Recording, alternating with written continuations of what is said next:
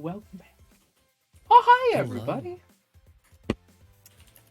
Matt, How's it going? how are you feeling about the game that we both were wide awake for and are here to help? The one they definitely got a mid-show break, Yeah, and yeah, it that wasn't one. us passed out and them just doing round robin break. Yeah, absolutely. The one that we made sure everybody got their OSHA protocol of taking the time to. I loved it. That is the first heavy non-combat system I've ever seen. It was the first system I've seen with almost no dice rolling. There was a little bit of dice rolling at the beginning and for world building purposes, like pick from tables and prompts and stuff. But it was just so much fun seeing characters interact, where friendship was the primary objective and where success was just here, spend a token.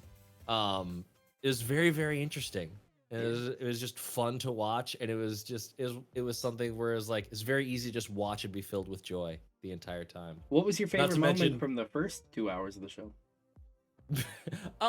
The improvised notion that Taylor's character, that Jackie killed Carl's character Birdie, and that's how Birdie became a ghost to begin with. That is the fact that they just sort of stumbled upon that randomly, and then this dog running around just being wholesome. Yeah. And it's oh, this random trinket that's in my hat. Oh, it's the ring of 99 demons. It's just what is that? I loved it. 10 out of 10. Absolutely great time. It was. Everyone was fantastic, and David, you killed it at GMing. Absolutely. On that note, we're very excited to jump into our next game, which everybody is primed and ready to get going. I know we're a little wonky on our times right now, but I think we're ironing it out pretty well right now. So yes, we are, y'all. We are halfway through. We are halfway through the marathon. There's more behind us than there is in front of us. We're gonna keep going.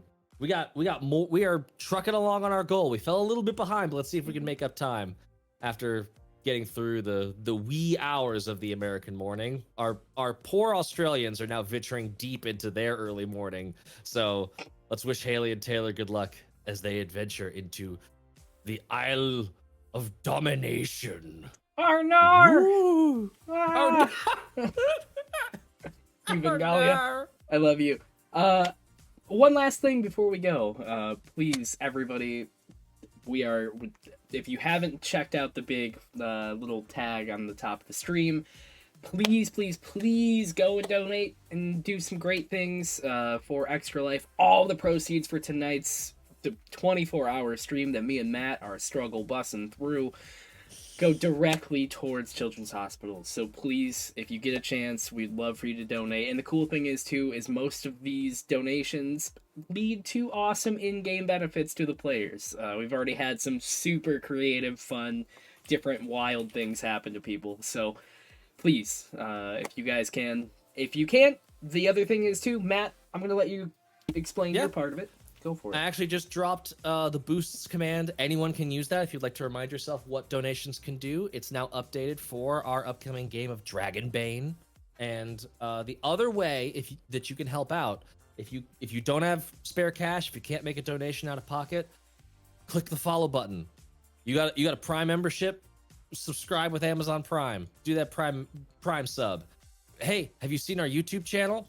Go over there and subscribe. Each time those numbers go up during this marathon, that's an extra $1 that our sponsors will be donating at the end of whole time. I got you. Just sassy girl windscreen wiper. Every one of those interactions is worth $1 at the end of the marathon. So we are already up to $21, $22 when last I checked. So keep getting those numbers up. We are 4 followers away from 900 followers on Twitch. Keep going. Get us to punch through those milestones, and that is another way of contributing without any money out of pocket on your end. Absolutely. So, yeah. And if you don't do any of those options, you hate kids. So I knew it was coming, and I still it's free money. It's free real estate. You hate kids if you don't click one of those buttons. I don't know what to tell you. It's for the kids. So It's for the kids. It's for the Think kids. of Quibble. Fucking Quibble, little Quibble. Quibble will grow up in a not doing great. So not in a horrible better. sci-fi dystopia where the big crunch is happening. Absolutely. Don't he's forced to throw grenades at hollow harpies. Don't think about Quibble. Quibble is. Think about Quibble and that it motivates you to give money to the real Quibbles of the world. I've lost track. Do we want to pass it over to our amazing cast that's waiting in the wings? Yeah, all right. I think that's probably ideal. We'll see you guys soon. Hello, everybody. I'm not sure we're going to follow that up. I mean, you know, we'll do our best, but we were actually live. I don't know. There's no way to follow up with those live. We are in fact live. I can confirm. I'm receiving hate mail as we speak. Thank you so much for joining us here this morning, as everyone is loopy either from not enough sleep or just getting up or living in Australia, which, you know, all three things kind of balance out at the end. Super happy to be here, raising money for an excellent cause. Everyone gets to wake up in the morning and make a decision. Should I help kids today or be cruel to kids? And it's always awesome when people pick the I'm going to help kids today option, because the other one sucks. So don't be those people, be these people. Help out some kids, you know, thing to do. My friends, we're playing Dragonbane here today, and I will get into a little bit of what Dragonbane is and how it functions in a second. I am Bleak Season. I'll be your host and GM for the next few hours, trying to keep these raucous individual in line and a couple of them awake. We'll do our best with that. And speaking of these individuals, I would like to give them an opportunity to tell you who they are and who they are playing today. And so let us start with the person who's been sitting here waiting for hours with makeup on, just raring and ready to go. Marquis. Hi, Marquis. How you doing? Hi. I'm good. I'm awake. I promise. I have caffeine. I promise. And dice. So many dice. Well, see, you're already a step ahead of me because I have no caffeine, no dice, nothing, no chance, no hope in hell. Tell us who you are and tell us who you're playing, please. I am Morgan. You can find me at Marquis1305 anywhere you are allowed to find me. And I am playing Xavier the Wolfkin Mage. Mm-hmm. Mage. We're going to go with Mage. I don't know if it's actually the class. Yeah, Mage is fine. It gives us the general idea that you wiggle your fingers and terrible things happen to your enemy. I wiggle my fingers and things explode. See? It's all you can ask for this early in the morning. Thanks so much, Marky. Pleasure, and wonderful cosplay. It's very nice. And just so everyone knows, I woke up this morning super early. It was like 6 a.m. here, my time, and I turned my camera on, and the first thing I saw was Marky's face waiting for me with all that get up on. And I was like, am I still dreaming? But yes, no, I am your nightmare. It was reality. No, it was a dream. It wasn't a nightmare. Don't be like that. It's all good. Thank you so much for being here, and thanks so much for putting the extra effort with the cosplay. I really appreciate it. Next up, the second person to come and join us this morning was Melissa, and probably the person who's been the singly most excited person to play this game. So Melissa, please tell us who you are, who you're playing, and you know, how you're doing. How was your breakfast sandwich? Yeah, breakfast sandwich was delicious. Awesome. So, hi everybody. I'm Melissa, otherwise known as Figuring It All Out on all the socials and stuff. Not cosplayed, sadly. My brain was not working this morning when I woke up. But I will be playing Krisanna the Bold, who is a halfling. And we'll see what kind of trouble she gets into. Looking forward to it. We will see exactly what kind of shenanigans happen with that here very shortly. Thanks so much, Melissa, for joining us here so early in the morning. Next up, Australia has given us an absolutely fantastic, wonderful, amazing, will never be topped thing, and that is Men at Work. Yes. Yeah. The next greatest thing to come out of Australia. These two lovely people right here, who are up for at least a second game, if not more. But please, we'll start with Taylor. Please tell us who you are and who you're playing tonight. Hi, I am Taylor, also known as Virus05 on TikTokies. And tonight I will be playing Orla Moonsilver, a hunter elf. What are you hunting? We'll find out. Don't worry about it. The plot thickens. And next up, we have, finally, but certainly not last, we have, oh God, it says Melissa here. Also, what's up with that? Hi, I'm Haley, how you Melissa doing, slash Haley? Haley. I had a Melissa moment. and I had a to moment of trade- doubt there, going, "Wait a minute, that's We not had to Melissa." trade places for a moment, so I have decided to be Melissa today. But otherwise, you can find me on socials for Vaguely Haley. Not that I post a lot, but they exist and they're there. Otherwise, you can just find me on Tales of Initiative, streaming as much as I can, getting on as many shows as I can be. Yes, I just love it here. I'm going to be playing Baston Bloodjaw, and he's a wolfkin, and I'm very excited to see what happens in this game. Oh, we'll see if you get to eat anyone. Thank you so much for being here, all of you. You're all absolutely wonderful. It's been great getting to this with you. And well, without further ado, we jump into this. My friends, Dragonbane is a game published by Free League Publishing, who are, in my personal humble opinion, one of the best companies out there making games right now. Dragonbane is a game that was released back in the 80s in Sweden to sort of compete with Dungeons and Dragons, where it was known as Drakar och Demoner, or Dragons and Demons. But now they've reissued it as Dragonbane. We're going to play this game. It works very similar to D&D. That's a D20 system, but you have to roll under. So whatever your score is in your skill, you have to roll under that with a D20. A 1 is a dragon and a critical success. A 20 is a demon. And a critical failure, it is a land, as they describe it themselves, of mirth and mayhem. And that is exactly what we are going to do today. Cause some mayhem and hopefully have a few laughs doing it. It's a slightly dark and gritty fantasy world, but with a streak of black humor and a tongue firmly planted in cheek, which I very much enjoy. The setup for today's game is that our unfortunate friends here have all crash landed on an island, and we will get to that here momentarily. Is everyone good and ready to go? All right, my friends. Join the Albert if you can. I'll make sure that I've allowed everybody in. We will not, unfortunately, be able to show you the maps, but I'll do my best to describe sort of what's going on as we go on. All right, let us head then onto the Island of Domination, which, despite its name, is not an S&M club yet. Many, my friends, many are the dire warnings of catastrophes on the open seas, and especially on the vast dark waters known as the Endless Sea. An immense, endless, unknowable mass of water that houses more pirates and krakens per nautical mile than any other place in the world. It's a hard life on the water. But still, you are hardy adventurers, each traveling the dangerous waves of the Endless Sea for your own purposes. But destiny cares very little for the purposes of mortals. Soon after dawn, a few days still out from port, disaster strikes.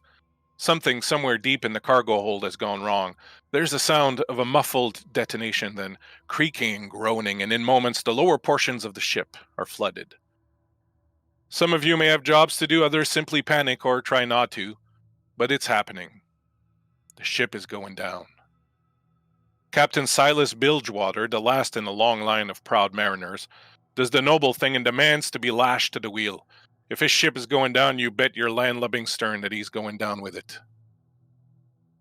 And something strange occurs. Out of the thick mists that have been surrounding you like the too moist embrace of a clingy lover for the past day and night comes a welcome sight. Land. You've only moments to wonder about how curious this land is. An island, it seems, covered in black sand, dotted with crooked black trees and filled with black glass rocks, some as big as, well, no more time to ponder. With a mighty crash, the ancestral Bilgewater line of captains comes to an infamous end. Later, as you stir from whatever uncomfortable position you landed in on the beach, spitting out brackish water and fine black silt, wet and cold. You inhale the lung-searing fumes of the island and take in the twisted, formidable glass-like menhirs that surround you. A few other people stir also, but for the most part, you are surrounded with the bodies of the dead and the remnants of a once beautiful ship. Things, you wager, can only get better from here. My friends, what do you do? Let us see who stirs awake first. Each of you give me a d20 roll. D20. Ooh, let's go. Not me. Oh, I got a natural 20, but that's the wrong way around. Exactly. You've got the first demon of the night, and well, Oh no! let's jump on that. You are, in fact, the first to awaken. And this will tell us what people would see as you stir to life on this beach. Baston looks around from left to right, noticing the bodies that line the beach, and not noticing one body in particular, literally turns back to the ocean and starts running into it, digging up water like he's trying to dig up the sand itself and find something that is missing. He looks very stressed and concerned, with unable to find anything, and I guess there's probably like floating debris and all those bits and pieces that he's just kind of kicking and throwing up into the air and not really caring where it goes. Well, you're in luck, because after a few moments of panic searching, you see out of the corner of your eye, floating on the water, the box in which your bottle rests. Floating merrily on the water.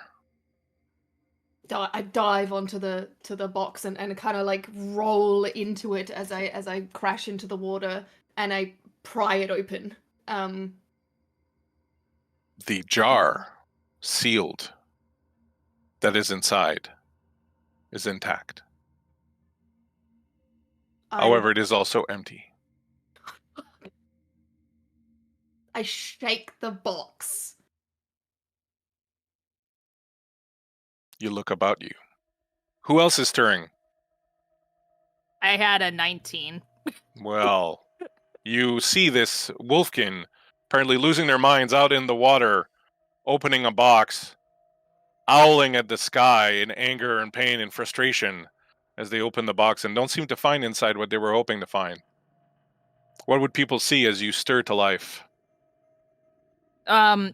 Everyone would see a halfling who's around like 4 feet, hair's in 2 like space buns, as Haley mentioned in I think the Cyborg episodes from a long time ago.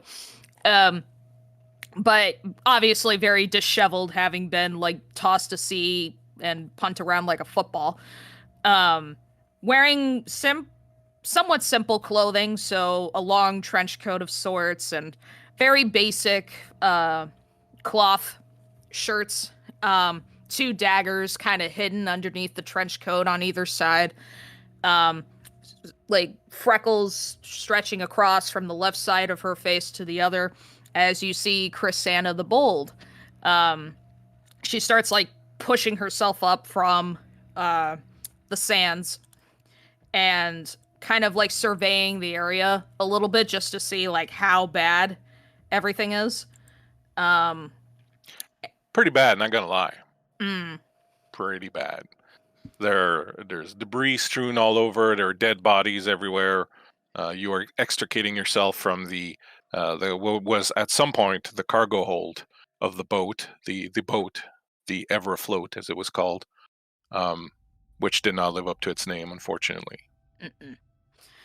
In the midst of like seeing some of the dead bodies, like whichever one is closest, I want to kind of like grab the shoulder and kind of plop over just to see if they're still alive, and if they're not, then I don't mind rummaging through their pockets a bit. They clearly don't need it anymore. As you turn the body over, it makes a grunting noise. Orla, you feel yourself being roughly manhandled and rolled over from where you were gently napping. What do we see as Orla is so rudely awakened from this gentle nap that Orla has taken? there is a tall and slender elf woman with very long silver hair. It's matted and sort of has that sea wave to it at the moment. She is dressed in lots of leathers, very soft leather for quiet movement and stealth, but also very durable. There's, I assume, an empty quiver across her back and a bow that's not too far away. And just groans. And then feeling the halfling touch her and move her, just rolls further away. Do not touch me. Well, shit, you're And not she- prime for the taking. I certainly wouldn't let you take me. Oh, you're one of those. Don't worry. I wouldn't want any of your trinkets anyway. And I'll just get up and start walking towards the next body just to see if they're alive or not. The So next much one you hostility find, already. the next one you find is very much dead. Just so you know. Rummaging through pockets. Marquis, you are also awakening slowly. There's the howl of another wolfkin that draws you out of this unconscious stupor that you were in. You find yourself buried, snout first, into the black silt of this beach. There are people arguing nearby something about being taken or not taken. You're not too sure exactly what's going on, but you are here. You are on this island. What do we see as you stir? They just kind of gently push themselves up, flop onto their back, and just get all of the dirt out of their nose for a second. Before sitting up, reaching, patting, trying to make sure they have their staff nearby, their grimoire. Everything We is there. lived. We lived. This is a good first step. Can you children please stop your squabbling? You're already giving me a headache. Children.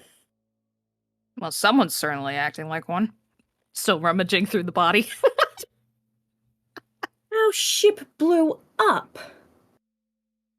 Aye, and we're here, and we've landed.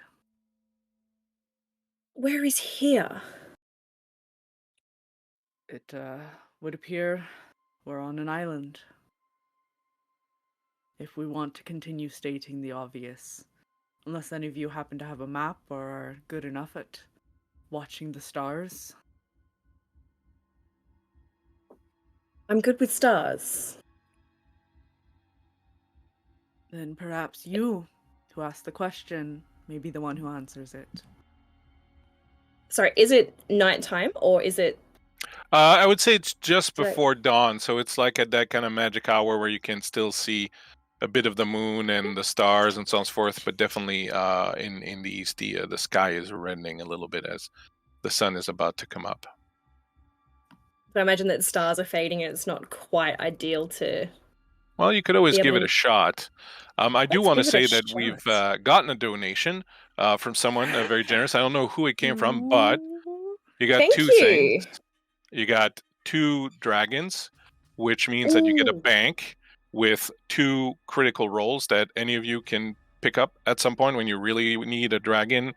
So that's in your bank. I will say that anyone can grab them as long as most of the other people in the group agree. So you have 2 right now. Mhm. I don't know if someone wants to keep track of that. keep And track you of also get a draw from the treasure Ooh. deck. So we'll do that momentarily.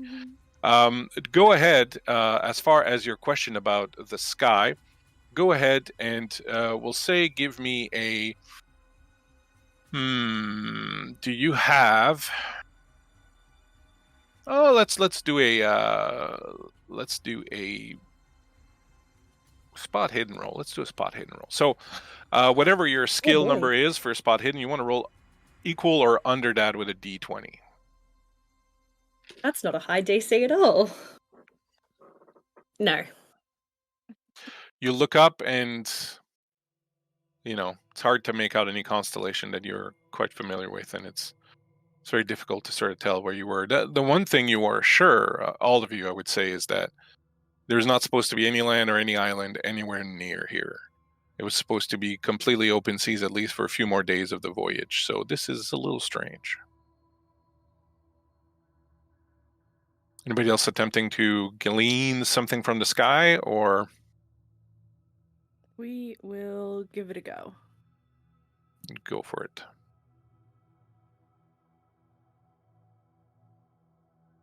I literally rolled one above my spot hidden, so the answer is Oh. no. Aww. The pain, boss. The pain. That's very terrible. You look up, probably in your case, kind of full of hope and expectation, but unfortunately, the sky does not reveal anything. However, Marquis will say that, given the description of this island, given your surroundings, you are probably feeling a little hint of excitement currently. I'm sort of interested in knowing what is happening with Haley, as you were in pain and in fear and in shock and whatever a few moments ago. What is Baston doing right now?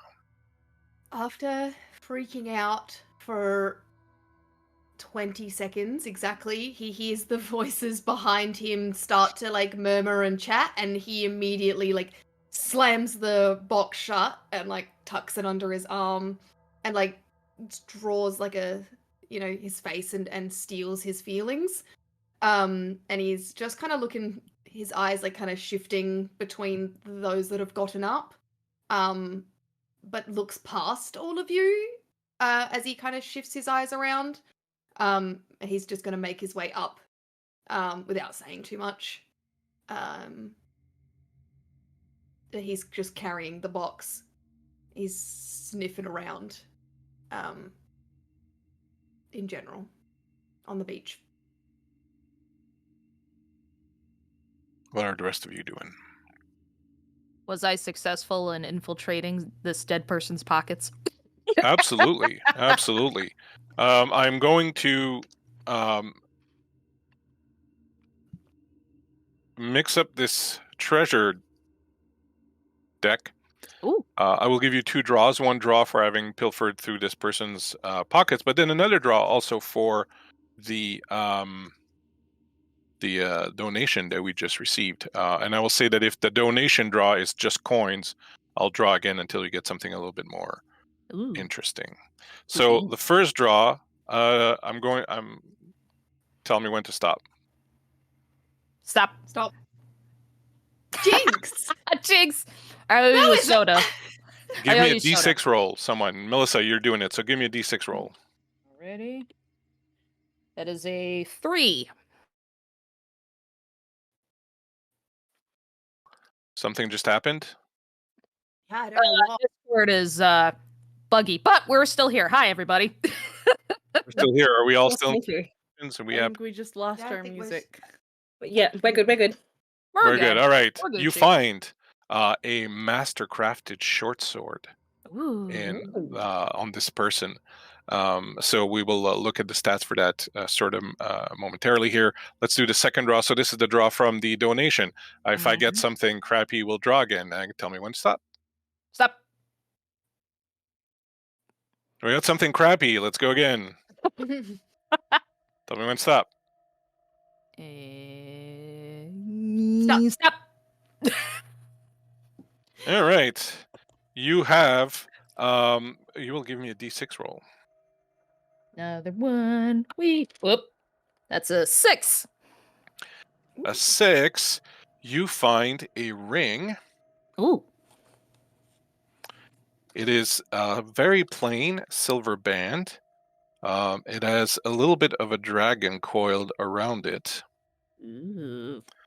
And you got what? A 6, you said? Yes. All right. So this ring will, once per game, so you can use it once, will either completely refill your health or your willpower. Ooh. Once you use that, it will crumble to dust and never be used again. Ooh. So, since that was a donation, what I will say, I will roll a d4 and see who has it, okay? Gotcha. But you have the short sword, Melissa, since you were the one that was. All right, so I'll go in the order in which you appear on my screen. And that's 2, so that's Marquis. You find this ring. Woohoo. Excellent. Excellent. Or willpower. I have a note written down just for the function of it, so. Excellent. So, my friends, you take a bit of time, scour the place, look for supplies. You will find enough to sort of, get your basic equipment back. You'll also find a little bit of food, some rations, things of that nature, a little bit of water. As you are doing this, you eventually become aware of someone watching you. Up on the hill from further inland, you see a strange figure. It looks a little bit... It's a scrawny man, old, dressed in rags. He's got a crooked staff that he's kind of leaning on. His hair is very long and matted and just filled with all sorts of things.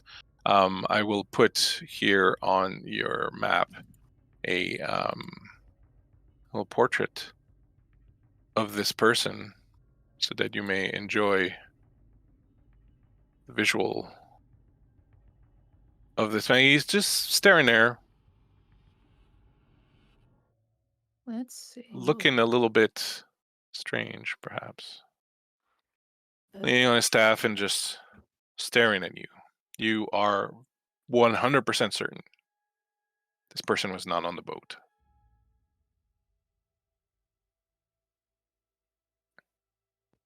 Perhaps someone who has survived before. He certainly looks the part. Now just a matter of finding if he's friend or foe. Hey.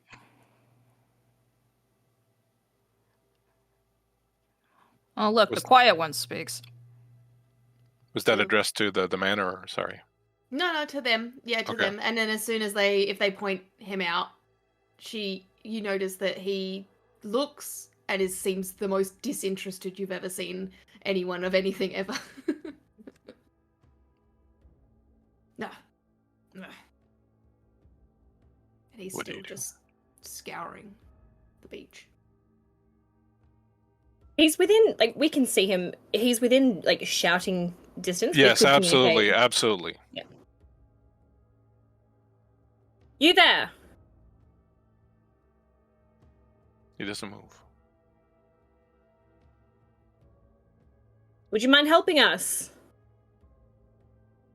Still not moving. Staring at you. Wild-eyed. Is he? Right. Are we able to tell what race he is? Is he human? Yeah, he looks like he's elf? probably human, yep. Human. Okay.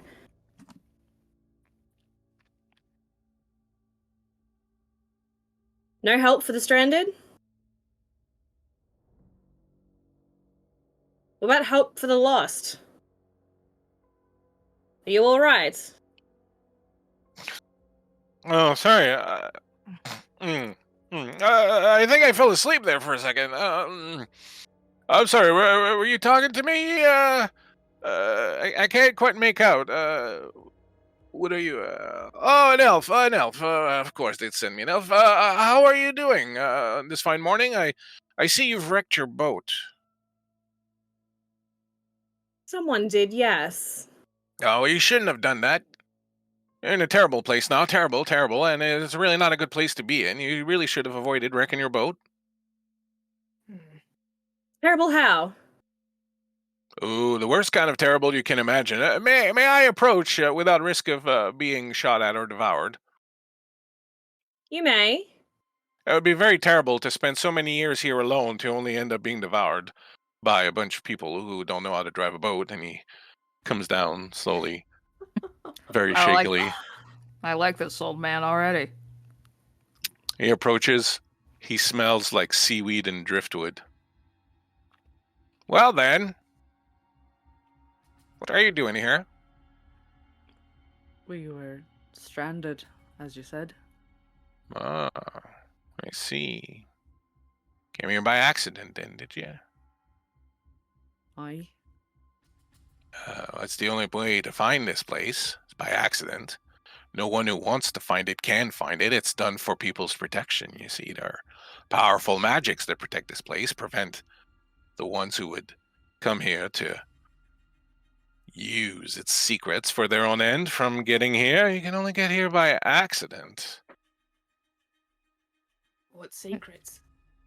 Oh, there are many. There are many secrets here. This is, You after know, My all. water friend. I'm sorry. What did you say? Water? Oh, no, I'm fine, thank you. There are many dark secrets here. This is, after all, the Island of Domination. Well, these must be some pretty big secrets then. No, you have no idea. This place used to house a powerful demon.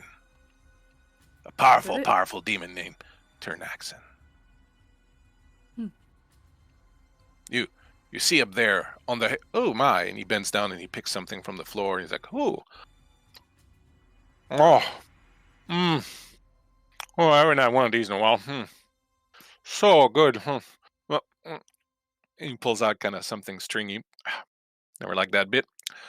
Oh, that was good. Ooh. Excellent. Most excellent. Yes, you see over there. The dark temple on the hill. Well, you don't want to go there. That is Tirnaxen's temple. Dark things happen there.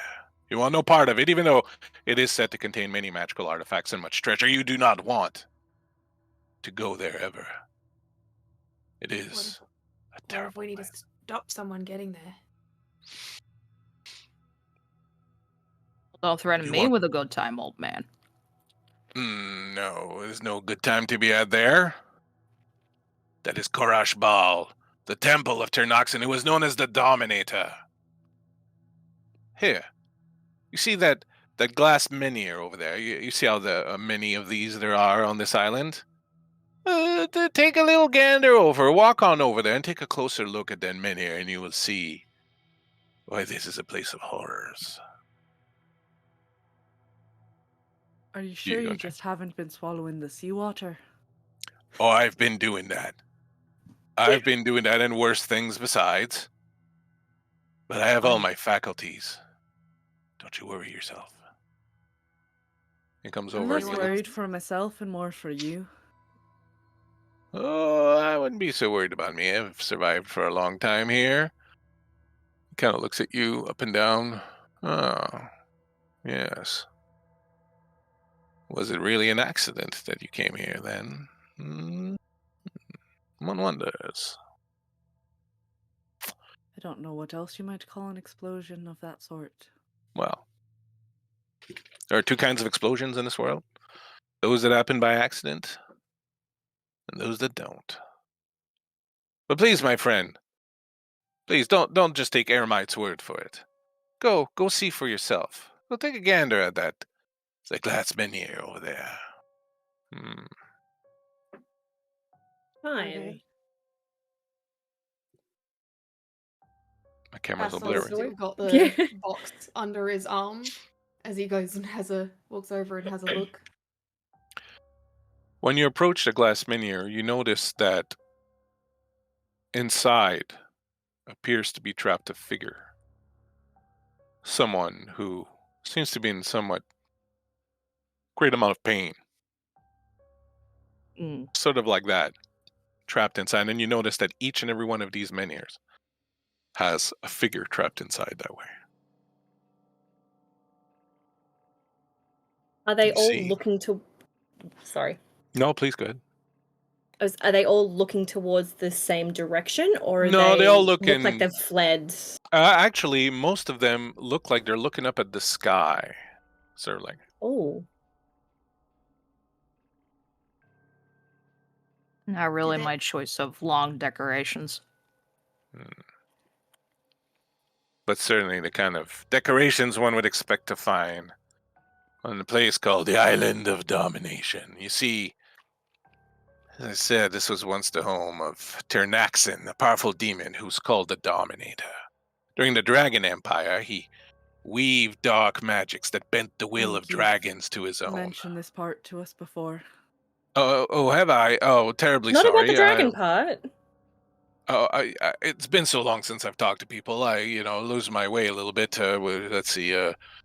Home puff of the Tirnaxen and dragon weave dragon. All Oh right, yes. as she So what pointed do you- out, the dragon part is what we missed. Are you done? May I continue? I've been rehearsing this speech for years, waiting for someone to come on the island so that I could give it. And now you are standing there and berating me with questions and remarks that, frankly, are. I'm sorry. How long have they been like that for? Who? Oh, 1,000 years. Also, no one knew. Not yet. Was that your last visitor too?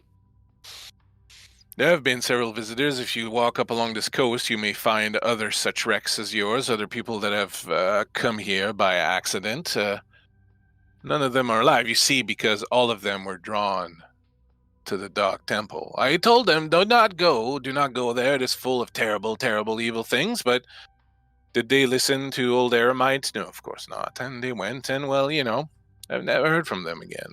Although you sometimes at night hear screams echoing from the dark halls up there.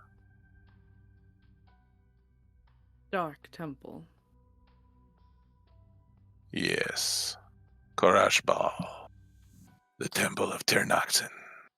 But you don't want to go there. It's full of dangers, and they Wait, do say that there are very powerful artifacts in there and things of that nature, apologies. and of course Can money. we And just go back to the dragons? I think. oh, now you want to go back to the dragons? A minute ago it was like, oh, you've told this already. You've told all of this. Now you want to go back? Is that what it It is? had been pointed out that we'd missed that part. Why do they always send me annoying ones? Very well. Where was I? The dragons. Yes. Tirnaxen used these dragons and their breaths to turn his servants and the grit of the island into this stoneglass you see here. This dark glass-like substance that he later used to create portals through which more demons could be summoned to this world from their own dying world. The demons, it's said, worked to free the world from the tyranny of dragons, but in time, the Knights of Eladane, the Dragon Emperor, took the island by force, freed the enslaved dragons, and defeated Tirnaxen, who was entombed deep in the bowels of his own temple. That is why you don't want to go there. I mean, aside from all the treasure that's there, of course. You would know this because you've been there? Well, I went when I was younger. I was a little bit hardier, and I took a little trip up there, but one look, it was enough for me to know that was not a place for man or beast.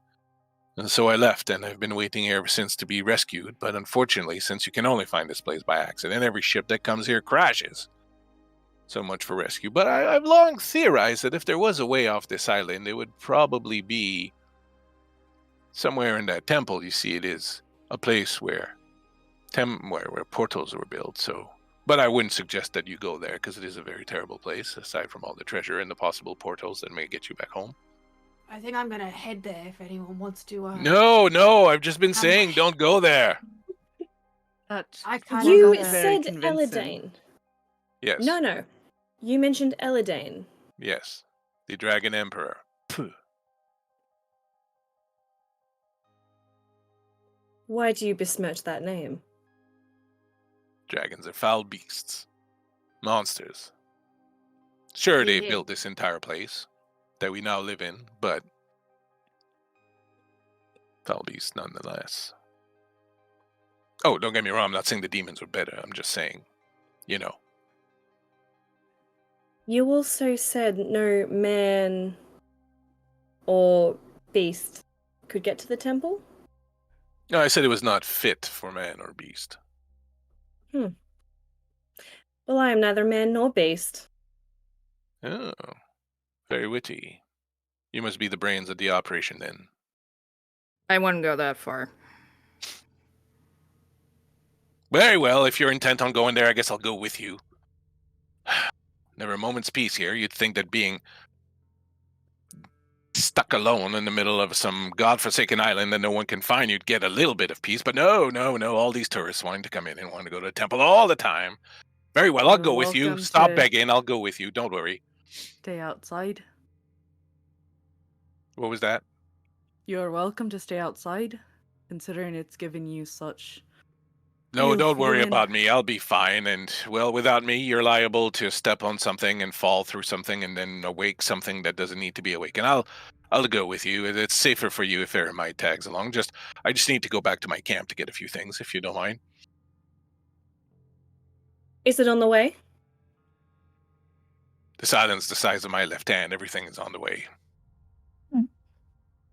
Shall we then? In the way, old man. So it would seem. I'm not old. I just look this way because I'm, malnourished and whatnot. Lead the way, There's not skinny much man. to eat here. A man kind of gets tired of eating, crab after a while. Seagulls. Foul beasts. But tastes like chicken. Lead the way, skinny man. You follow him a little bit up the escarpment and through the tree. The trees here are black as if they've been burnt. And something you notice as you approach is that fire seems to still be burning inside of them, as if there's this eternal fire trapped inside these trees, and their branches are crooked and look like claws sort of reaching out for you. And eventually you arrive at what looks like a little makeshift camp. There's a little lean-to that's been built with pieces of ships. There's a little bit of a cooking fire. A few other little things here and there kind of dispersed throughout. There's over the cooking fire, you can see a line, and there's a couple of fish that are hanging there smoking, and also a piece of cloth. And as you approach the camp, he's like, "It won't be very long." And he goes over and he picks up a couple of books and he puts them in a bag, and then he grabs a couple of things and puts them in the bag, and then goes over to the fire, and then he takes the two fish that were smoking and he puts them in his pocket. And then he takes the piece of cloth that was there and shakes it. He's like, "Ooh, I like it when they're warm." And then he slips them on. As you can now clearly see, they're his underwear. Oh, that's much better. Toasty. I like it. Very nice. Whew. Very well then. Was he just Donald ducking it the whole time and we just didn't notice? Yep. You're kind of happy that the shift he was wearing, the little rags, kind of hang really low. Yep. Gotcha. Shall we then? Lead You on. climb Yeah. up. Yes. Can Baston's hang around a little bit longer everywhere that we go, just to he wants to get everyone's scent that they're leaving Not behind. as they creepy at continue all. on. So- No, it is a bit creepy. It totally is. But he's keeping familiar with the party. So that if any unfamiliar scents are introduced, that he is maybe able to pick them up. Is kind of what Baston has in mind as a hunter. Let me tell you one thing. Mhm. Eremite smells horrible. Yeah, I figured. And that almost throws you off, like your your sense of scent doesn't work for like 10 minutes after you smell him. That's why I hang back for 10 minutes every time we make leave for somewhere. Go ahead, and I will say make me a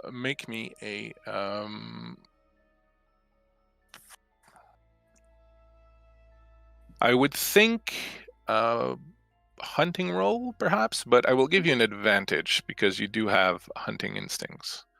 So you can roll 2 d20s and pick the lowest one. I got a 4. Oh, that's quite excellent. Yes. You get the scent of everyone after your nose clears from the smoked fish, smoked underwear, and whatever else that Eremite smells of. You do get one scent that is familiar. You remember it. It's that last scent that you picked up in the cargo hold before everything went awry. And it is the scent of the other wolfkin in the party. Okay. Cool. You travel up. As you approach the dark temple upon the hill, you see statues of massive dragons that look encased in some sort of dark glass at the beginning, just at the entrance to this temple. And as you approach it, you can see that the dark walls of the place, old stone that have turned black with age and time, are falling apart. The place is crumbling down. There are these huge thorny vines that seem to have sprouted out from the ground and wrapped themselves around almost each and every stone, almost as if the land is attempting to reclaim this dark place. If you look at the owlbear, you will see this dark fortress that is surrounded by a high wall. There's a large gate in front, which appears to be ajar. As you approach, you get a sense of foreboding, a sense of something ancient, evil, dark, lurking somewhere deep beneath the bowels of this place. And Eremite's like, well, I don't say I'd build a house here, but the trees are quite lovely.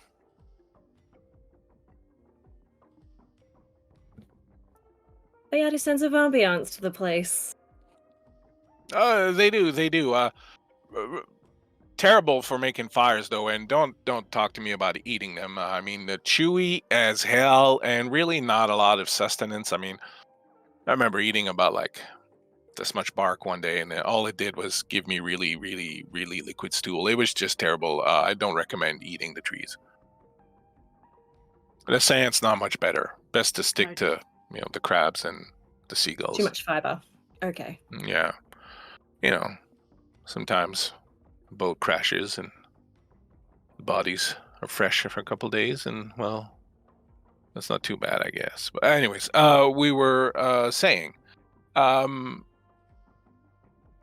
yes, Korash Pal, the Dark Temple of Tirnaxen, the Dominator.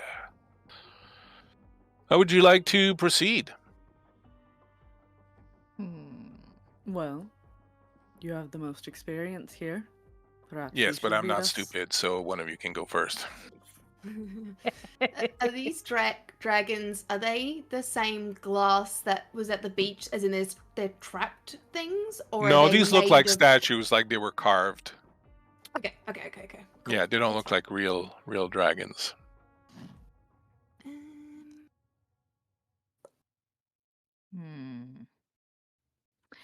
Is there a way?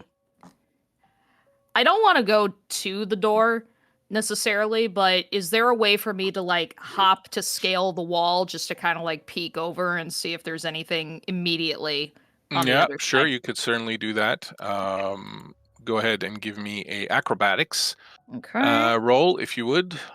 Acrobatics. Okie dokie. That's a 3. That's excellent. You do manage to climb up.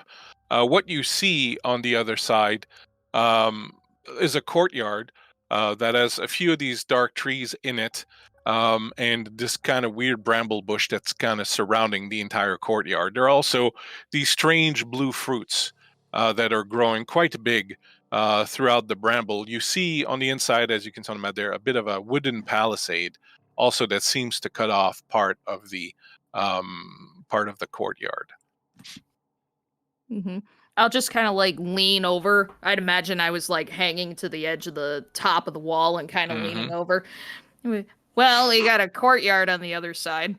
No one moving, but I will also say one more thing, that from the other side of the wooden palisade, you see a little bit of smoke rise up as if there's a fire going. no one moving, but there's some smoke. So I don't know if someone's hanging out further in. There's something on fire. Oh, it could be the underwear. Sometimes when I leave it on too long, it kind of... No, that's fine. Never mind. What would you like to do? I mean, you said everything was on the way. This island is small. Yes. It's not one of your fires? No, I don't hang around here. It's much too terrible a place. As you're about to find out. Is it only Right. terrible because people don't come back? Well, that's a pretty terrible thing. If you have a place that people go to and don't come back, well, I guess it's either a really, really nice place or it's a terrible place. But on this island, which one do you think it's more likely to be?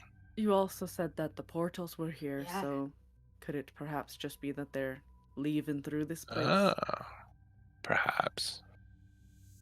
Have you seen anyone else on this island around the same time we showed up? Well, not around the same time. It's been some time, but certainly some people have been here in the past. There's always a couple of people that survive each shipwreck, and some of them come up here, and, well, as I said, never see them again. And you just constantly lead them to the temple. I don't know, sometimes they don't even talk to me. Sometimes it's clear that if I approach them, they would try to kill me.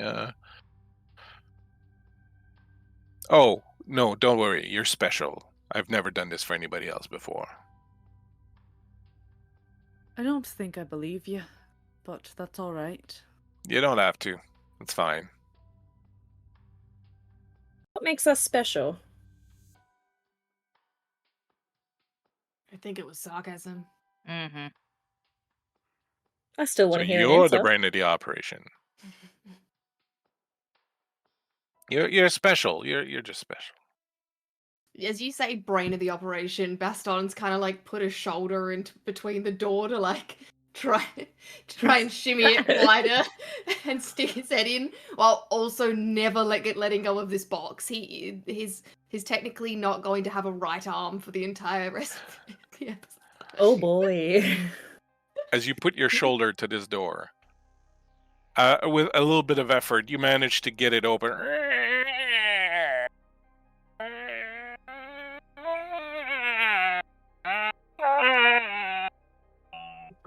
Is it just the old man saying all this noise while the door's being pushed? You double check, but no, it's the door. Okay. Shoot. It didn't help. I did it really slowly as well. I should have just done it in a big go. Well, if you had two arms, but you're holding that box, Mhm. right? I'm literally only prying it. I haven't used my hands. I'm just, when you literally move I'm just putting my body bodily. against it. Yeah. Do you enter?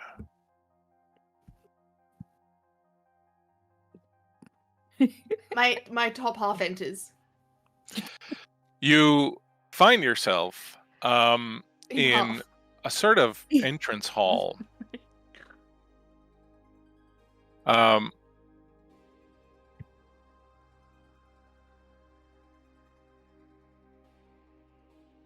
So if you can check the new map that I have put up. Ooh. Is pretty Purdy. hard. Ooh. When you open the door, you find yourself in sort of an open-aired entrance hall. The floor is old marble, cracked, with plants kind of growing out of it. It's full of debris of things that have fallen over time. The archways barely look like they're holding up the rest of the building.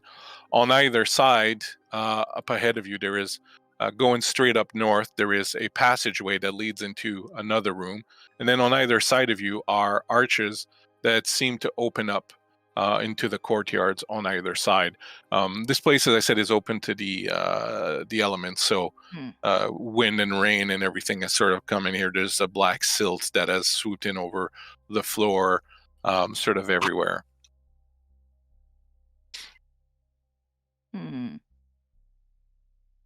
And then you see beyond the greeneries and whatnot of the courtyard. There are no visible traps, or there's no odd-looking marble stones that look like a pressure pad. Well, you can always, if you want, you can always go ahead and make a spot hidden roll. Spot. That's another high dice. Okay. Yeah. Ooh. Yes, I rolled a 2.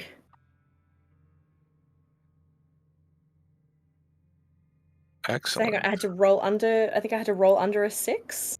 Mm-hmm. Yeah, you have to roll under your Yes! number. Yeah. Very good. Let me just populate this your map. Well, Where you with your you're kind of huge, but I'll. oh, that looks sick. Ooh. All right. So you, I'm gonna put you there unless you tell me you go in. You're not in this room, but just for the sake of having people on the map. But you have walked in, and you do in fact find about a little halfway up that. I'll put a little spot on it here. About a halfway up, like around here. Mm-hmm. You can see that there's a major crack in the ground, and if you were to step on it, it would probably open up and drop you down below. I would be very careful here. I told you this was a terrible place. How would you know without being here? Apart from the name. Well, the name alone, and he reaches in his pocket and he pulls out one of the fish that he had earlier and he starts eating it. A name alone would tell you that, this is a terrible place. I just extrapolated. I am capable of complex thinking. It's not because I'm an old man that's stuck on this island that I'm unable to extrapolate that a place called the Temple of Domination might be bad. Oh, this is great. Would you like some? I'll take some. This is the fish that was smoking right next to his underwear, just so we're clear. Yeah. Can't be too picky right now. He'll kind of rip out part of it and hand it over. I'm sure this is true or not. Thanks. Not bad. Mm. So you are in this temple hall. You have the two openings on either side and then the one that leads up north. Where would you like to go? I think I would like to check out the courtyard on the left. Haha, you've fallen into my trap. No, I'm kidding. Okay, you go into it. And you same can move thing, your character, so you can go sort of wherever you want. Okay, cool, sweet, yeah. Yeah. Just click on the little hand on the tool on the left-hand side. Yep. So just want to see if there's any iconography of Eladane. No, you don't see any of that here. The place itself doesn't seem to have any sort of arms or anything like that. It's mostly just like this black cathedral-like kind of building with a crumbling stone wall, kind of overgrown with the weeds and whatnot.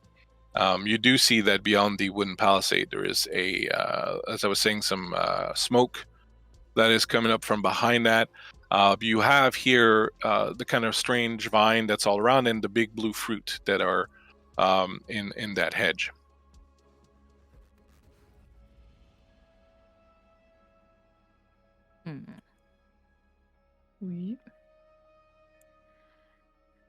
What would you like to do? I was muted. Continue on to the wall, hop up if I can, and then look into the area over the wall if I can't, or is that like roofed over and we've got to go in and around? No, you could certainly climb over it. You need to make me, as you approach the wall and get close to the bramble that's there, you will need to make me a... Actually, it's me who does it. Let me see what happens first, yeah. As you approach the wall and sort of try to cut through the bramble to kind of climb up, some of it seems to move and kind of try to ensnare you, and as it does, the thorns on it punch right through your clothing. You take 8 points of damage. You can subtract your armor from that. Hit point. We were able to add 10, weren't we? Yes. Yeah, Yes, okay, you should cool. add 10 to your yes. basic thing, and then you can look at your armor rating and you can subtract that from the damage that you're taking. 1. Well, better that than nothing. So you take 7 points of damage Okay, as this 7 points. thorn Okay. just kind of rips right through your leg. Ah, yes. I'll jump off. Do you try to keep climbing up, or do you back off? You Uh, could at this point. You're in it. You could just try to Okay, climb over. if I you want.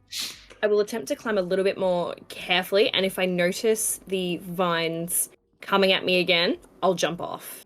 Okay, they don't, and you manage to kind of climb up, and a lot of you see Orla go over the wall and disappear on the other side. What would you like to do? Xavier is going to cast Pillar. And will Oh, speak a few words, and then the ground from underneath starts to rise to break through the bramble and create a stepping up possibly point. passed up Excellent. for us. Absolutely. So I will say this: so you raise part of that pillar straight out of the earth. It pushes the bramble aside and goes up to about halfway up the wall, so you can kind of climb on that and then sort of hop on if you want. It's a very good idea.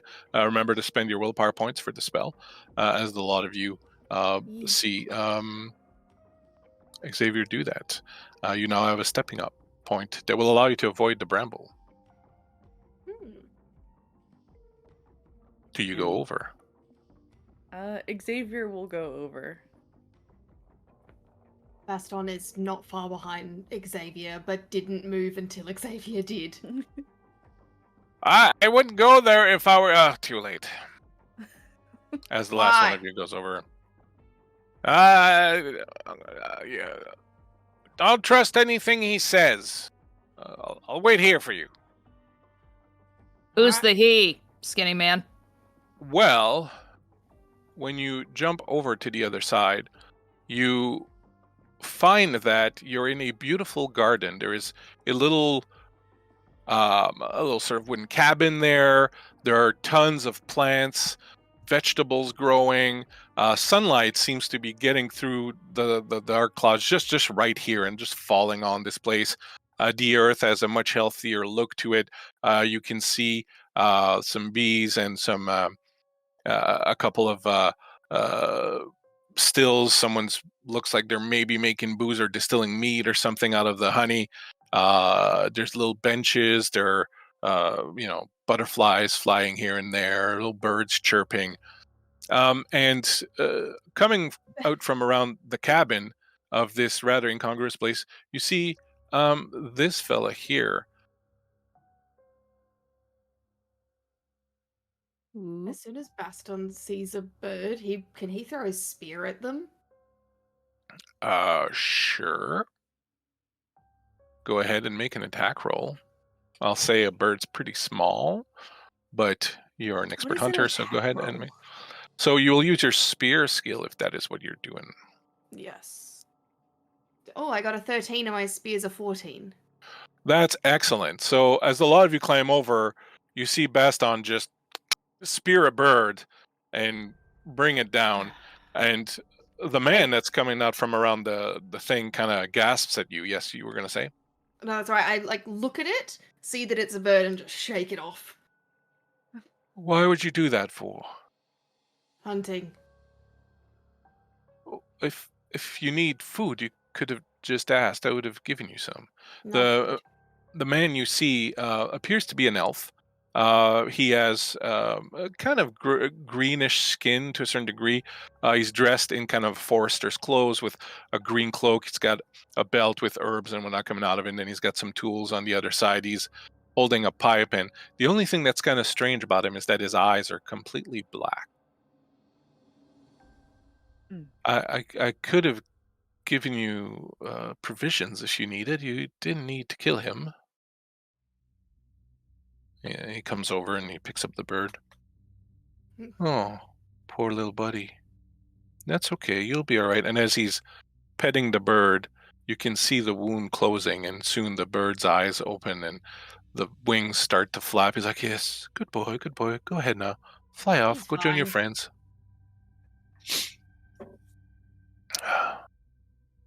Who are you then? Lust. Is there We anything I are can do lost. for you? Well, everyone who comes here is lost. Is there anything I can do for you? Would you like to come and sit? I've just made a honey cake. Would you like some? Please have a seat. I'll put some tea on also, unless you would rather something else. No, He's that sounds fine. delightful. Oh, very good, very good. Please have a seat. And you grab a seat and sit down. He brings out a bowl of tobacco, and he's got a couple extra pipes there, and then he will bring out some tea and other things to drink. And when he brings out the honey cake, and he starts cutting it away, he's like, "There, that should help. My name's Hafermal.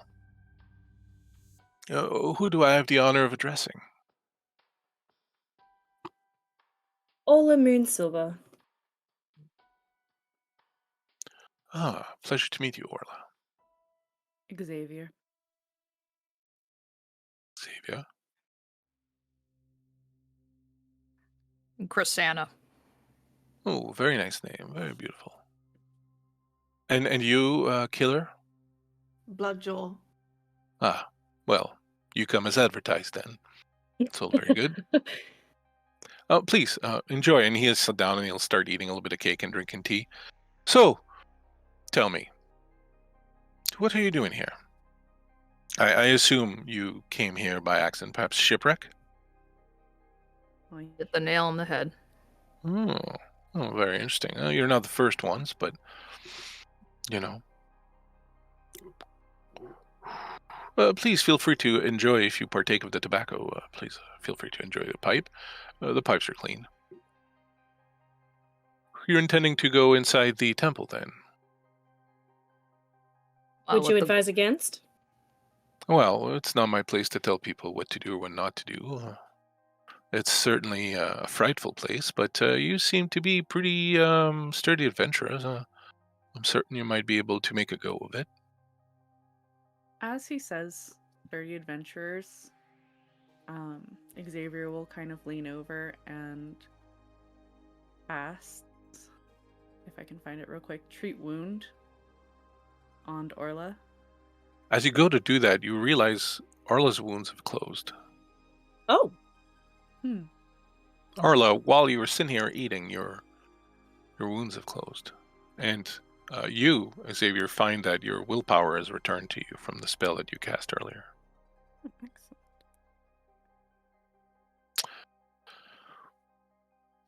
Are you looking for treasure, something else? A way home. Treasure Oh. wouldn't hurt either, though. Something else. Well, you may find a bit of all three in this place. You should be wary. There are things roaming the halls. I call them supplicants. They are people who have come here hoping to worship Tirnaxen, and well, this place has changed them. They are no longer as they used to be. They can be dangerous in groups. I would certainly be wary of them. Are you one of these supplicants? I am not. To be quite honest, I don't quite remember who I am or how I came to be here. My memories seem to have drifted away somewhat, but, well, here I am. I've made a bit of a home here. It's quite cozy, as you can see. Why? It's not bad. No, it's a lovely home that you have. No, thank you. Very kind of you to say so. More cake.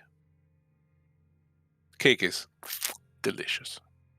I'm afraid I'm full on some fish myself. Oh, yeah, so plenty of that out there. I like to eat the things that I grow here. I have some squash over there. I have some cabbages. In season, Do you I get happen to know what tomatoes and those berries were back across the courtyard? oh, the blue ones. Why? Yes, you want to avoid those. They're dangerous. Yeah. I would Seems- advise against eating them. If you feel you may need some victuals, you may take some of this cake with you. I'm sure it'll see you in good stead. You can also take some of the tobacco with you if you wish. Why not? And Ola is going to Well, she's already been consuming some of the honey cake, but yeah, I'm gonna light up a pipe. Excellent tobacco. I grow it myself, just over there in the shade underneath the tree. There's something in the soil here that gives it this little slightly acrid, nutty flavor, but nonetheless very pleasant once you kind of sort of get accustomed to it. Please take some with you on your roll. Chrisanna will take a little bit into like a little pouch and she'll just tuck it in like the little pockets that she has for later. The soil, you say? Yes. It's very fertile here, but the rest of the island seems dead. Oh, I spent a lot of time working on it. It took quite a bit of effort to clean it, purify it, and make it this good. But I guess perhaps at one time this place must have been, well, very good. Must have been, well, very fertile, as you say, and it's just the corrupting influence of whatever thing lies at the bottom of this temple that has turned it so dark and ugly outside. But in here, with a little bit of work, it's quite nice. Have you ever tried getting into the temple yourself? I did a long time ago, but well, I ran into some of these supplicants, and it was difficult enough to extricate myself from that particular conflict. I'm not much of a combatant, if you will. I'm a gardener. So I decided it wasn't for me. I got everything I need here. Certainly enough to share. Hmm. Didn't think to give any to the skinny old man who's outside. Oh, Aramite. I would totally give him some, but he never comes around. And well, to be honest, we gambled at some point, and he owes me money, and I think he's a little leery to talk to me until he has the funds to pay me back. I told him that I was playing just for fun, but he seems to take it a little seriously. So yeah, he doesn't come by much anymore. We used to chat. Anyone else on the island? Or is it No, just you two? The supplicants, but they stick to the temple. Aye. Okay. And now, of course, a lot of you. Well, good luck. Are there any other landmarks? No, that's We'll be basically drawn it. to It's other than this. the trees, the menhirs, the mountain, the temple. That's pretty much all there is here. All right. Oh, something I do remember. When I went in, I heard the supplicants chattering about something they called the Crown of Emancipation. I believe they said it was somewhere in the chapel. I don't know if that might be of interest to you, but if you're here looking for treasure, perhaps it might be of interest. Doesn't hurt to take a look. Well, I don't want to hold you back. Please take some cake and some tobacco. I do have some pruning to tend to. Of course. If there's anything else I can do for you. We know where to find you. Yes, please feel free to return anytime you need a bit of a rest. Appreciate this. No problem. You will find that you have 6 rations of the cake. If you eat one while you're taking a stretch rest, they will restore 2d6 plus 4 hit points. Ooh. Uh, Of cake. Taking a moment to smoke a little bit of that tobacco will heal a condition. Oh. And you have 7 rations of it. As you are about to leave, he comes back out of his hut. Oh, you might need this.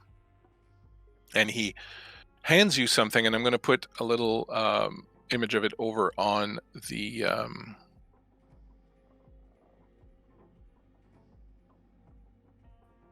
It is sort of a metal ring. On the inside, there is this black glass carved to resemble some strange 5-pointed figure, and then there are a number of gems on it. The whole thing radiates with magic and with power. This, I believe, is necessary to open the doors to go to the lower levels. You may need this. I don't need it anymore. I don't plan on returning. So What exactly is it? it's a key. So you wouldn't be able to get through without it? It would be more difficult, I would expect. Okay. I would like to, as you're looking at this, call your attention to the stones on the key and their Yeah. particular formation. Yeah. Do I It may mean recognize something it? to someone. Can I roll something to see if I recognize it? I would say that, if it means something to you, it means something to you. It does mean something. Mm-hmm. Means something. No, it means something to me. Yeah, it means something to me too.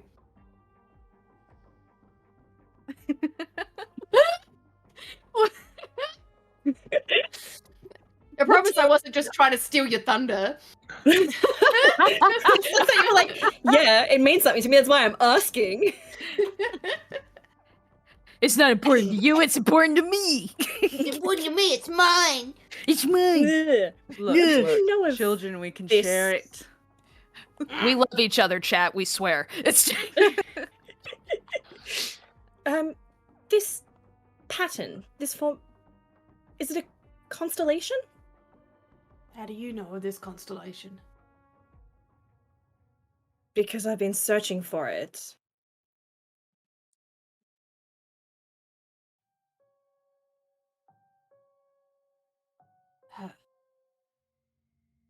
Anyone What else? do you know of this? I mean, I know of it. What do you I've know been of it? Looking for it as long as I've been on the sea, which has been almost all my life. How have we never discussed this with each other? I don't make friends. well, And you're I not kinda- exactly. And I shake the box as I kind of say that. Like I toss the box in my arm, like as if I'm like shuffling something, but it won't make sense to you at all. Well, you're not exactly the most friendly individual out of this group. No. Neither are you. At least I grin and bear it, though, and I am really true to it. I'm a thief. Really nothing else more than that. I'm not exactly here to be friends with anybody. No, you just loot our corpses. To survive. We're all here to survive. If having information on this helps us in doing so, then we need to share it freely as much as we can. Yeah. I too if have anyone some has knowledge of the constellation. Have far What more. else you know? Yeah, what? Is this a constellation? Is this a map of the sky? My knowledge, it's known as the 5 stars, but not a constellation I've seen in my lifetime. Just something I've read about in my books. And none of us have ever seen it. Only in my dreams. In your dreams. Dreams. This particular On- constellation was said to have disappeared after the Draconic Empire. The only thing I know about it is from ancient texts.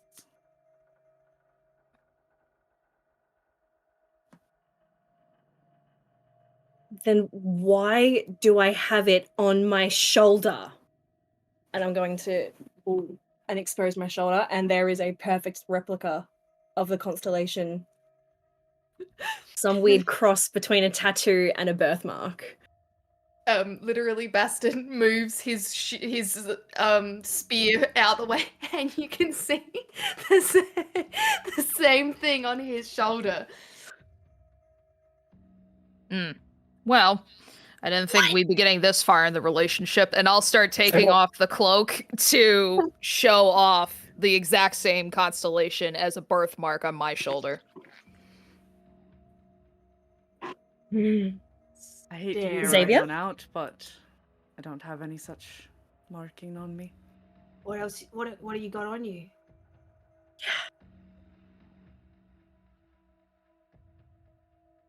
We all It's just really nice strip. soft fur. Yeah, I was gonna say. I literally am like, if you're giving me permission, I'm gonna start rifling through your pockets.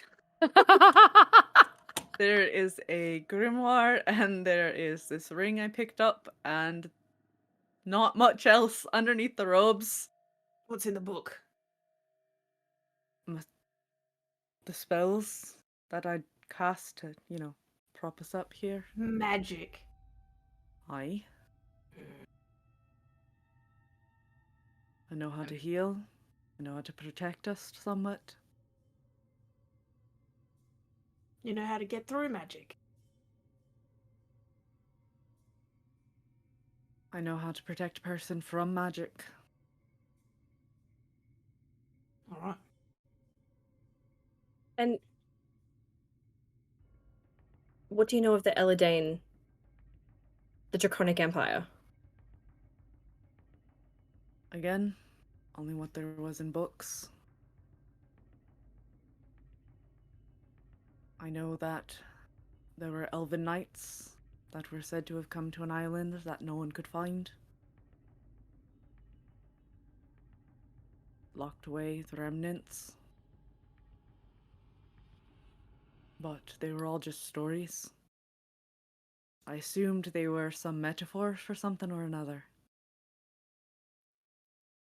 Were you looking for this island when we crashed? Why would I? It didn't exist. I wasn't looking for the island, I was looking for the constellation. Hmm.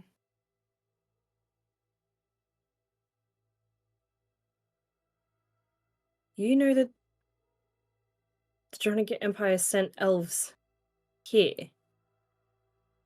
That's what the tale said. But again, Hafamel, were you... Oh, sorry, go on. Go ahead. Hafamel, what did you do before you ended on this island? I don't quite remember. As I was saying earlier, I've been here for so long that my memories take on a furtive quality when I try to grasp them, sort of like smoke. I only remember being here, and liking plants. I've never Does- seen a dragon, nor a demon, nor anything of the sort. Hmm.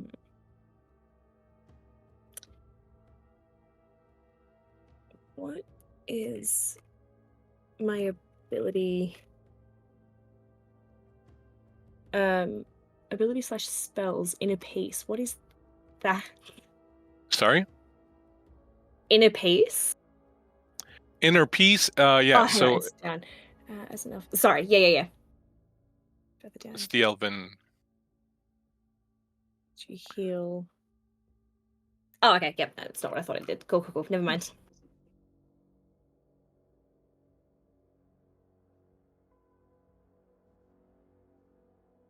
Perhaps rather than trying to grasp memories and have them disappear as smoke.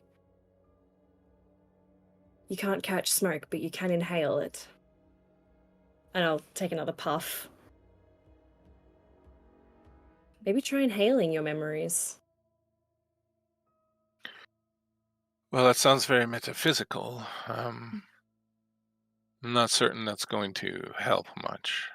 I think it's just that I've been here too long.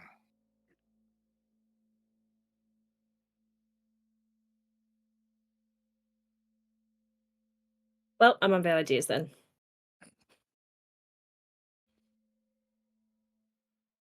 It seems that perhaps the place to find answers would be, unfortunately, inside the temple. I think that's the plan.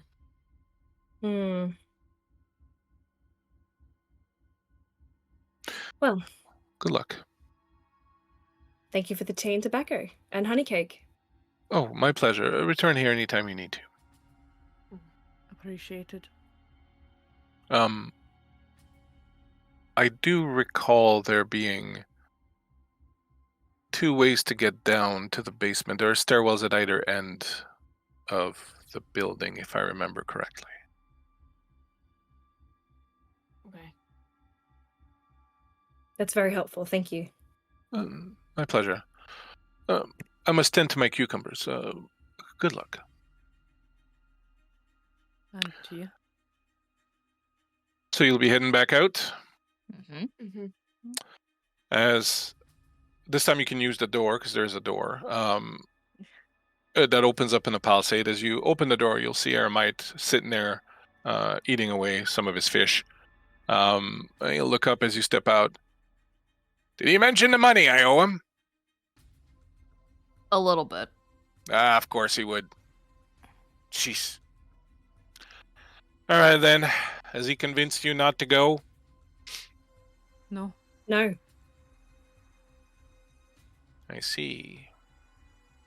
Well, if we must, we must. Let us go, then, into the Temple of Domination. Lead the way, lead the way. And whilst our friends here are heading into the Temple of Domination, we will head to a break. We'll take a short break. We did receive another donation just before the break from Forest Mojo. Thank you very much for your donation, Mojo. The party will have a boon. We'll put that in the pool for y'all to use when we come back.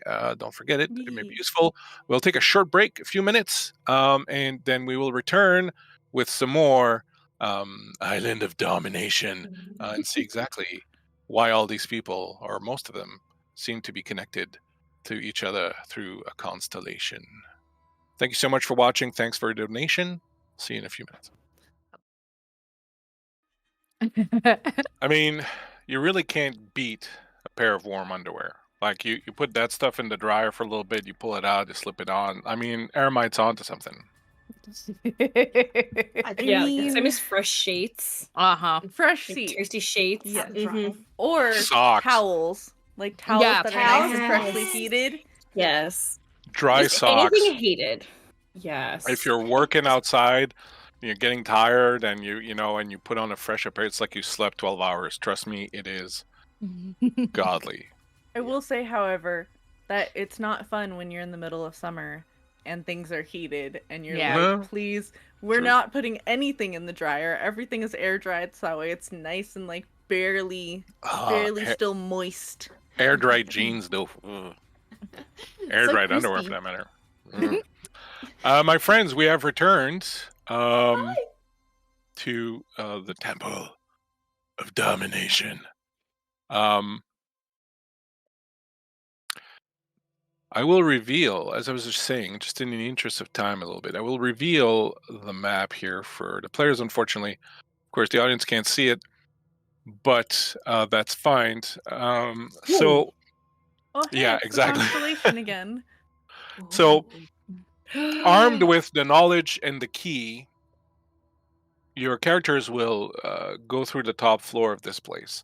You'll find it's not much, aside from one big room that appears to be some sort of temple.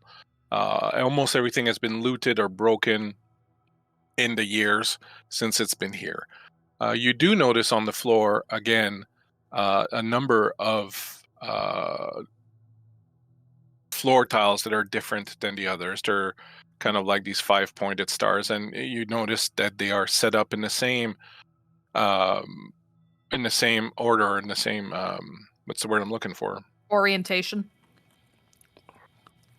So the same way as the stars on your tattoos or your back, and as on the key.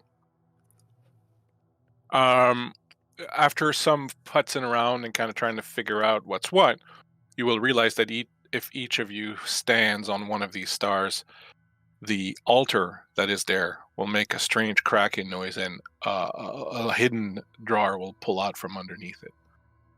And when you open the drawer, you will find resting there a crown. Now, this crown is kind of interesting because it is made of a golden band, but it has 3 dragon skulls, or miniature dragon skulls, very finely crafted and etched, placed around it, as well as That is one golden beautiful. gem in the forehead of the ring, the main dragon.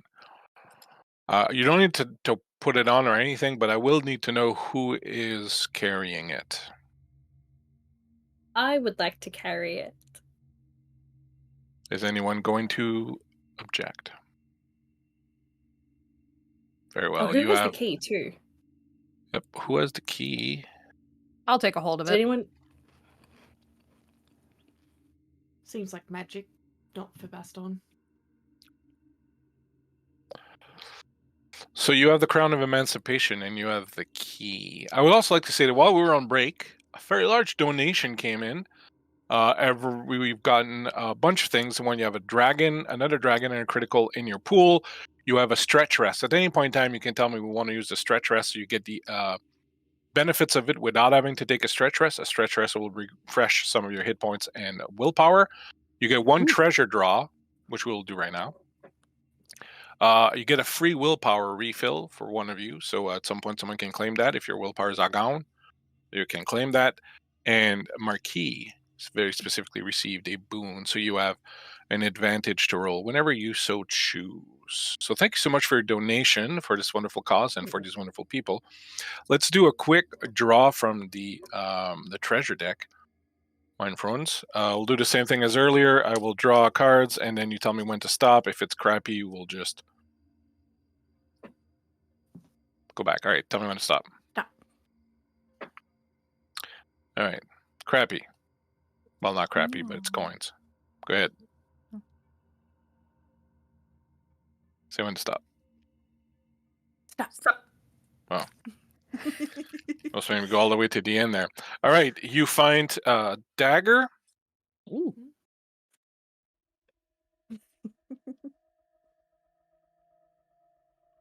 There's a masterwork dagger, which means it has double the usual thing on Barbara. Give me a d6 roll, please. Another 6. Another 6.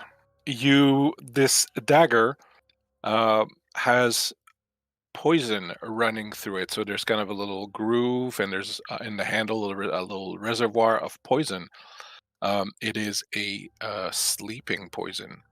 Ooh. It has a potency of 12. Potency 12. Of 12. Okay. Okay. Okay. Awesome sauce. All right, my friends.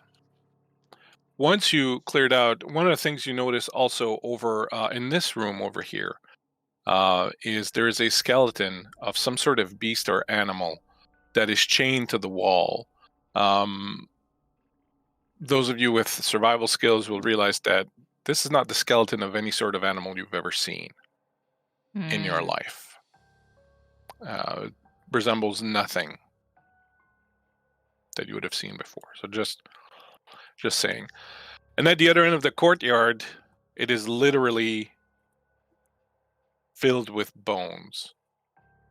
The other courtyard, the other end, it is just this thick carpet of old bones.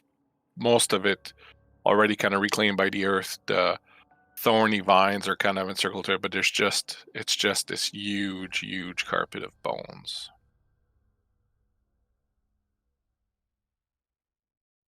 My friends, you have... Sorry, yes? No. I was just going to say, even in myth and legend, for those bones, even if it's something that we're not familiar with in real life, Absolutely. Could I roll a Absolutely, it is absolutely not within... It is not of this world in any way, shape, or form. Okay. Not of this world. Not of this world. You find 2 stairwells going down. There's one here in the church or cathedral, whatever. Stairwell that goes down, and there's another one at the other end here. And it's pretty much your choice which one you would like to follow. Oh, I should also point out that in the temple there is a statue of a fairly scary looking creature. Tall, with cloven hooves, huge horns, 4 arms, 2 big massive arms grasping this huge blade, and then 2 smaller arms with claws in its chest, and the look of malevolence on its face. I assume that's Tirnaxen? Eremite says, I would assume it is the Dominator. Well, he certainly looks the part. Yes, he does. He does. You wouldn't expect him to be called a pacifier or anything, looking like that. But who knows? Maybe he was just misunderstood. Maybe. Which stairwell would you like to go down? I'm tempted for the one that's inside the chapel already, just because it's right there. It's there. Yeah. Expediency. Yeah. I'm willing to roll a d6. Odds we go down in the chapel, evens we go across. Or do we just want to go to the chapel? Roll the dice, see what happens. Yeah. Roll. Let the dice gods decide. Down the chapel. Nice. Hey. The dice gods Alright. knew what we were Dice going to knew. anyway. Okay, no problem. That wasn't ominous at all. Nope, nothing ominous. You arrive down into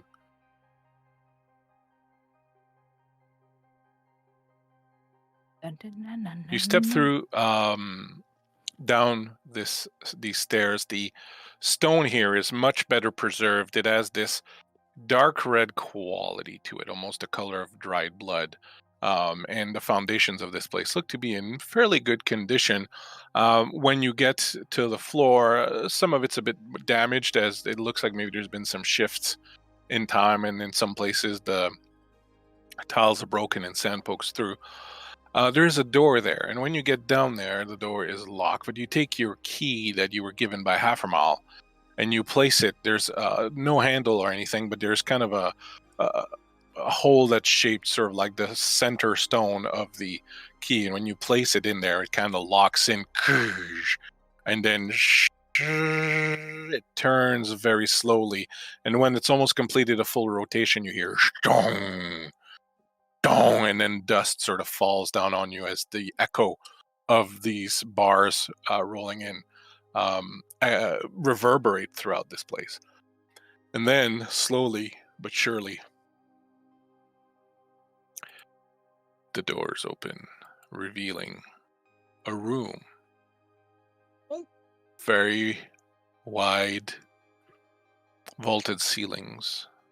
You see at one end another statue similar to the one that you saw upstairs. You see on the ground the same pattern of stars that you saw in the chapel above. On either side of the statue are these enormous dragon skulls, and you have no doubt they are the real thing. One on either side of this statue, just staring at you with these empty eye sockets, dead here for who knows how many decades, perhaps centuries even. Around the room, you notice a few things. One, there is a door over here. There's another door over here, and one down here. But there are also mounted on the walls stuffed dragon heads, preserved in time as they would have been so long ago. Next to each is a little plaque with something written on it that you can't read from where you are. My friends, what would you like to do? I'm tempted to read one of the plaques. I just want to. Yeah. I'm curious to see what's on the plaque before, like, we even touch anything. So I want to attempt to go to this one that's like the closest to the door. Okay, as you step into the room, please make me a fear check. Fear check. Ooh, I Yeah. get to use one of my abilities for this. Nice. There's my ability called Fearless. You automatically resist fear without a will roll, which is 2 willpower points. So you will spend those 2 willpower points. Yes. And you feel a sense of dread come over you, but you've seen worse. You've been in worse. Well, Yeah. there's this little tavern in town where you come from that's way worse than this. And we don't talk about that tavern, but you've We been don't. there, and, this thing's got nothing on there. You approach the dragon. You see the plaque. As you read it, it looks like a name, and then part of maybe a poem or something underneath, but it says, the name reads Taindrith. And underneath it, it says, the Dominator, ill will imposed. That's all it says. Does Taindrith ring a bell at all for me? Nope. Yep. Okay. I'll just kind of like glance back to the others. Well, our tacky friend here says Taindrith. Sorry, what was the second part? The Dominator's Ill will imposed. ill will imposed. Perhaps a puzzle of some sort. Maybe I'll go read this one. And he's gonna step into the room and head straight towards the second gold head. As you step into the room, please make me a fear check. You will roll a d20 and you must roll under your current willpower rating. Oh, under my willpower rating. Okay. Yes. Cool. What if I get my willpower exactly? You're fine. Okay. Then I rolled 13 and I've got 13. Similarly, you feel a sense of dread wash over you, but you power through. You move to the second dragon head? Yeah, the one on the south. The name reads Kirace. And the words beneath it are, and I'm posting them in our chat, by the way, just so you have them handy. Upon the brow of dragons. I relay out loud.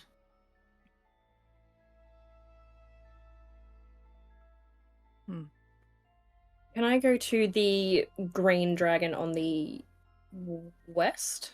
Mm-hmm. Give me a willpower check. Mm-hmm. Oh, no. Now remember, you have, I do believe, there Oh, is... hang on. I have inner peace. We also have a boon available. There's a if you wanna- boon hanging around that you can spend if you want to get another roll. It's up to you. Well, I'm happy.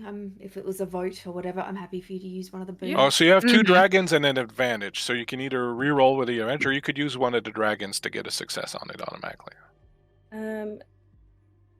Or you can take the fear. Use it. Okay, I'll take the advantage. Mm-hmm. It's good for the. Oh. Okay, yes. I Okay. got an 8 that time. My willpower is 10. You almost feel like running away as you step into this room and feel the presence of demonic entities, but you steel yourself and move forward. And you read on that particular dragon's spot, Hafarmal, yet below entombed he shall repose. Well, I suppose it's my turn now. And we'll make my way to the final dragon. Willpower check. I will give you an advantage. A boon on this because you've been waiting for this your entire life. And I pass. And as you step to the last dragon, you can almost recite, in fact you can recite Can in fact recite. by heart what it says. The name is Vormrenth. And what does it say? Till by 5 stars awakens. And as you read that last part, 4 deep, rumbling, ancestral voices echo throughout the room. as the 4 dragons at the same time speak and say, "The portal must be closed. We must be avenged."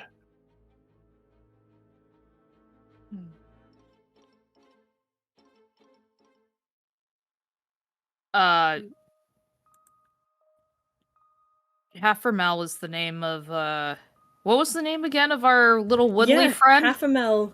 Haffermal is the elf. He was the gardener. The elf gardener. Aye. No one finds this a bit concerning. Oh, extremely concerning. What part? I mean, The fact that the elf has the same name as one of the dragons here. and I mean, he said he's been here forever, right? He can't remember when he came here. I mean, could dragons be... my brain hurts too much. I am a thief, I just steal things, but...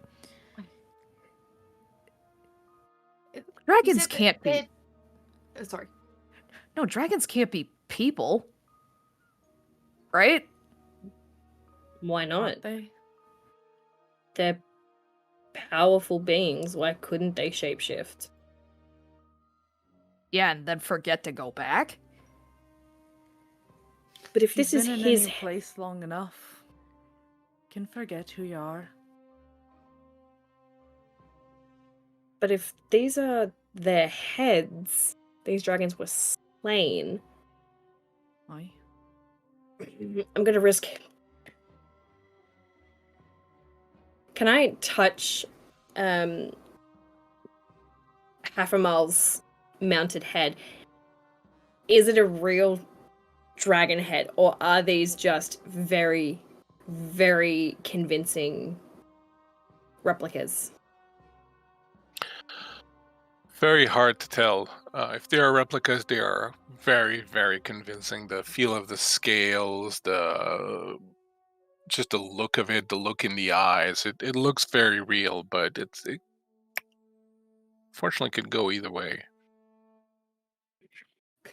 Could I check to see how it's staying there? Are they taxidermied in a way, or Yeah, is that's it, kind of what like, it looks like. They're magic? mounted on plaques that are bolted into the wall. Okay. But it could go either way. They could be taxidermied. It could be just very good reproductions. Can I stick my face in its head and sniff? You can absolutely do that. Does one of them smell like that. Aramin? I want to know if I can smell the same smell as I smelled on the guy, and if not, or a smell at all. All right, so put your nose in and give me a spot hidden roll. It's While actually- they're doing that. Oh, Go ahead. sorry. Go ahead. No, I was gonna make a joke, so go ahead. I got a 5, and it's a 5. All right, excellent. Ooh. You do smell the very, very, very distant, very faint odor of glue.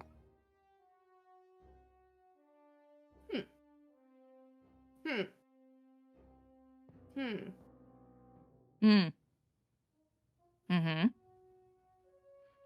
Smells like glue. But you do not pick up the smell of the guy upstairs or anything like that. No. Oh, so he didn't come with us downstairs. Half a mile, no. Aramite, yes. Aramite's No, with you. yeah, Aramin. Yeah, Aramite's with you.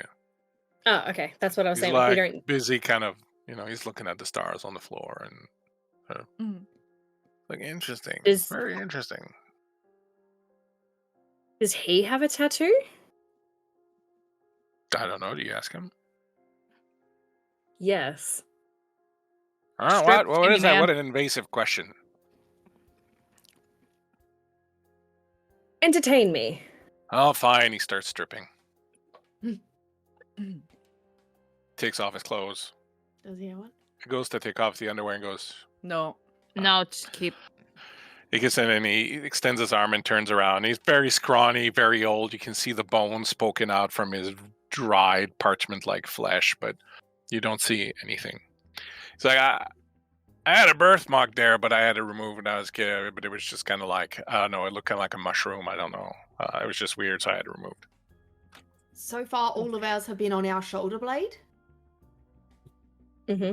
Yeah, So there's no reason to check the tush. I don't mind. I mean, you can. And he's like, No, I'll totally show no. you. We're fine. Thank you. I was I was out of kinda- character. In my day, I was kind of known for the roundness and firmness of my tush, but of course now, with the malnutrition and all, it's not what it used to be. Xavier will go check the statue. You approach the statue. It is the same statue as upstairs, except here it is well maintained, polished even. It gleams evilly as you look at it. Its eyes are a burning red that seem to peer right deep into your soul.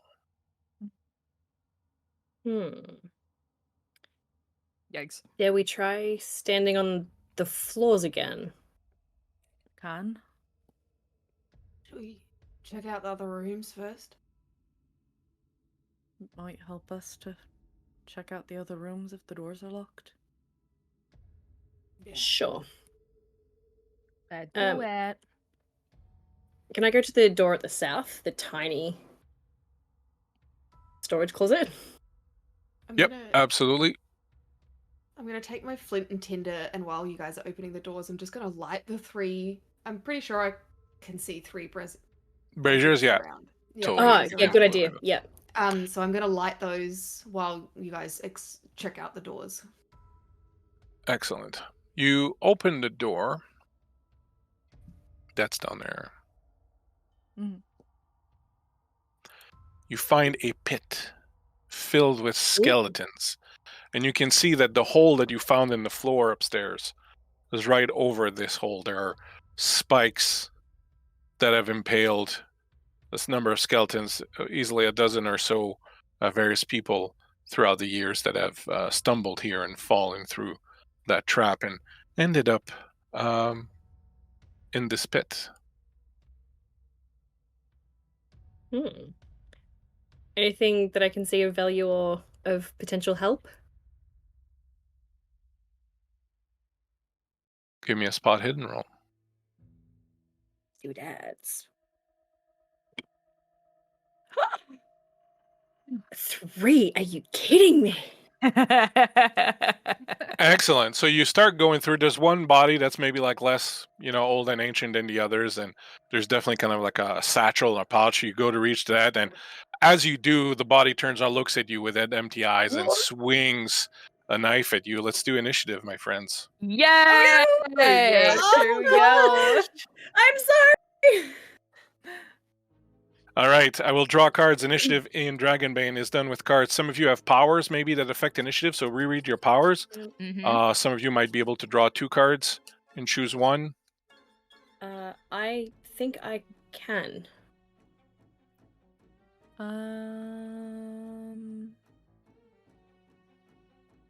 No. I don't have anything for initiative impact, Yes. powers wise. Lightning fast. When drawing initiative cards at the start of combat, I may Draw draw 2. 2 cards. And pick the one you want. And pick the one I want. Okay, so we'll start. Yes, I will. We'll start I'll with you spend then. 2. 2 willpower for that. All right. Yep. The 2 initiative that you get to choose from are 4 and 7.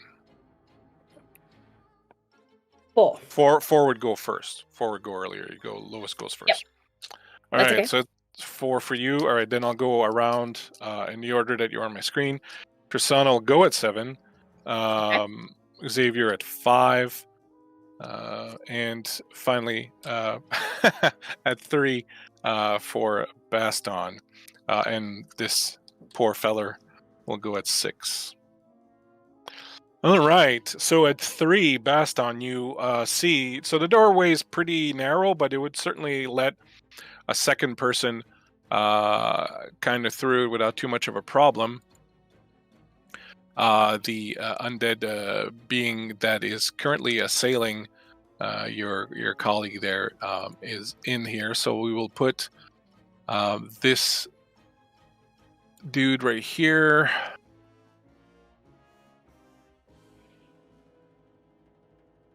Now we'll smallen him up. All right. So he's in here. Baston, you are over here. Who was lighting the braziers? Me. Sorry, was that Marquis? Oh no, No, who was Haley. it? I Oh, was yeah. well, I was lighting the braziers. All right, so you were lighting the brazier. So you were over here lighting the brazier. Chrisana, since there was treasure, Chrisana was I probably was close. like right over here. Oh, you can place yourself sort of wherever you want. Okay. I would have stayed over here, just Arla, next to the. I'm right and there. finally Xavier. So you can sort of place yourself wherever you would have been. Yeah, and this thing goes for you, but you get to react. So at 3, it would be Baston actually first. Sorry, go. Cool. Is this a monster? Yes. Ooh, cool. All right, excellent. I would like to get in there and I just go for the arm. Like I'm trying to separate the arm that's holding the dagger from the body. Okay, you do have a long spear, so you can attack from a bit of range. Cool. So we can put you there. So you come roaring with your spear as the skeletons got Orla sort of by the throat and is attempting to have a good stab at her. Go ahead and make your attack roll. Do you wish to use any of your abilities? I will, but I pick after I rolled a hit, but like activate this ability after you rolled a hit, but before you roll for damage. So Excellent. I guess I wait to hit first. Yep, go for it. Which I So you have to got roll under 18. your spear skill. No, I got an 18. All right, you strike away, and there's just too much sort of wiggling going on, and Orla's kind of in the way, so you kind of reach in and strike, and your blade just sort of goes wide of the mark. At 4, it'll be Orla. Okay. Sensing how there's some distress happening. Wait, when did we swap? Aren't I Orla? Orla, yes, you're Orla. That's Oh, why. sorry, my bad. Chrisana's just like jumping at the bit to get in there.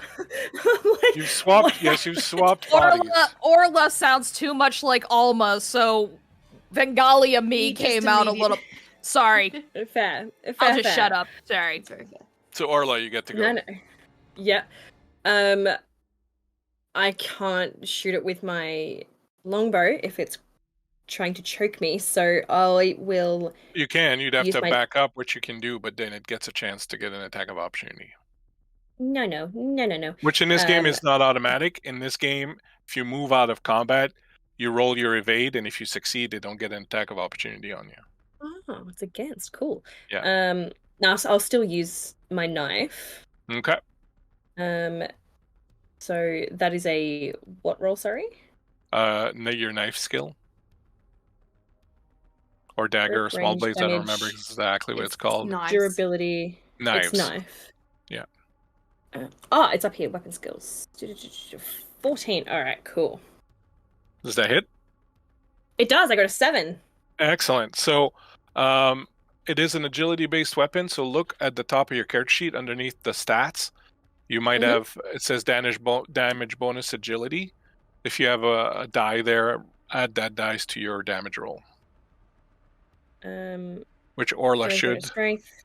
Yes, it's a D6. Right. So you will roll that in addition to whatever else damage you're doing with your dagger. Is a D8. Awesome.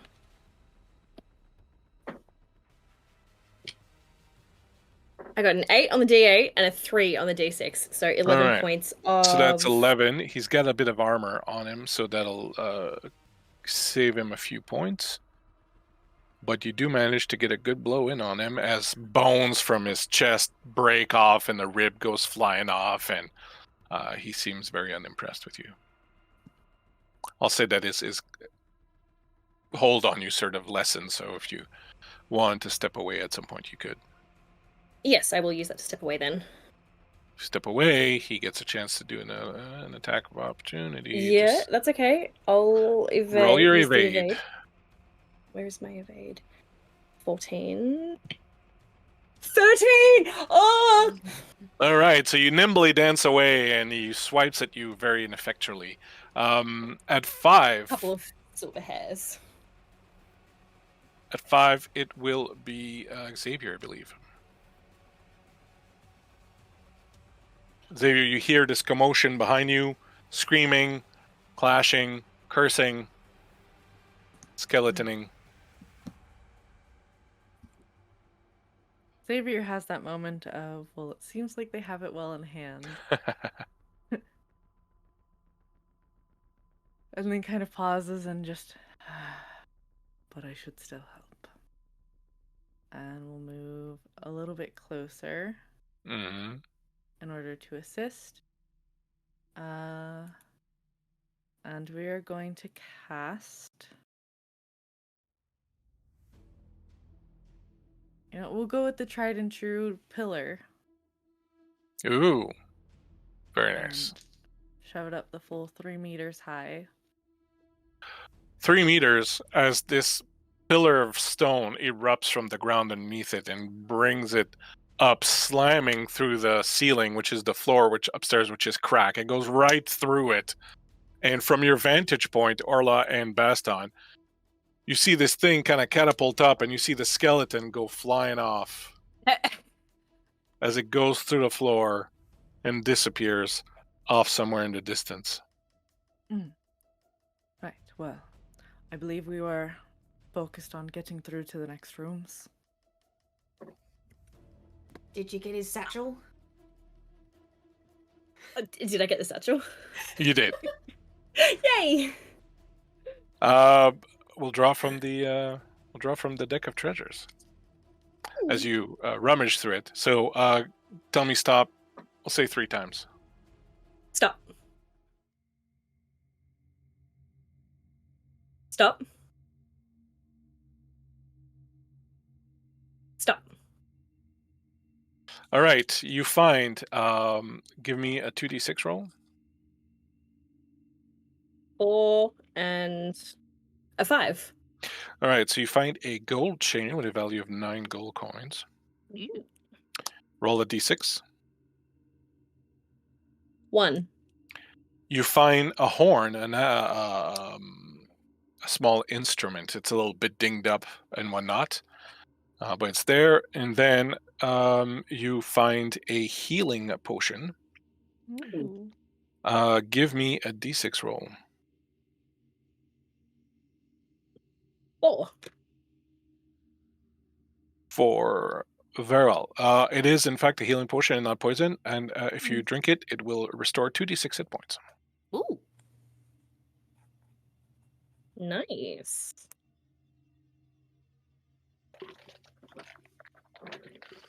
My friends, That what do you was do? me. That was me trying to explore other rooms. There are undead. No shit. So we'll keep an eye out for them as we move along. Keep trying.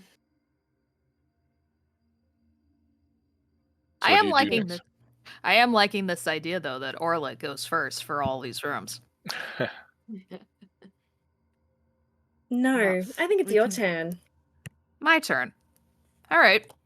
She'll crack her knuckles. Let's see what joy we have on the other side of the door. And I'll shoot for this one that's like in the corner. And then does it appear, I'm assuming it's closed, so can I like Yeah. jiggle the handle just to see if it's locked or not? Yeah, it's like the others. There are no handles. There's just a hole for the key to go into. Okay, I put the key there. Same thing. It sinks in skunk. Skunk. But this time when it does that, you don't hear the lock-in mechanism kind of go into place. And the door just sort of opens up a little bit. Okay. I'll get both daggers in my hands, and I'll use like the butt end of one of the daggers to kind of like push it. As you push open the door to this room, there is a strange and powerful sense of dark energy that rolls over you in this room, you see a number of things. First, on the ground, you see that same pattern of stars that you've seen before. There's also an altar at the other end. There is a book on this altar, along with a give me a second.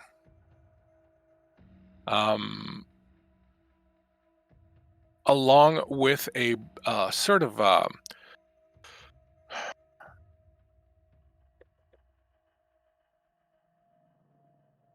lamp or brazier or something that's on the thing that's got purplish fire burning in it. Mm-hmm. Behind that is a vast portal made of that black glass that you saw from outside. It radiates with this dark purple energy. As you look at the portal through it, you see another world beyond it, one that is very alien and very different than the one that we live in. You can see figures moving on the other side of it, but it's kind of indistinct, as if you're staring at it through smoke or something like that.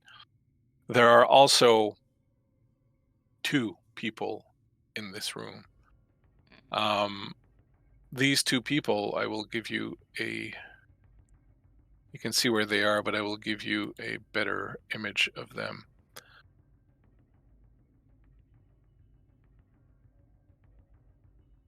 Mm. I will make this smaller. Hold on, stop moving it. Oops. Stop moving it.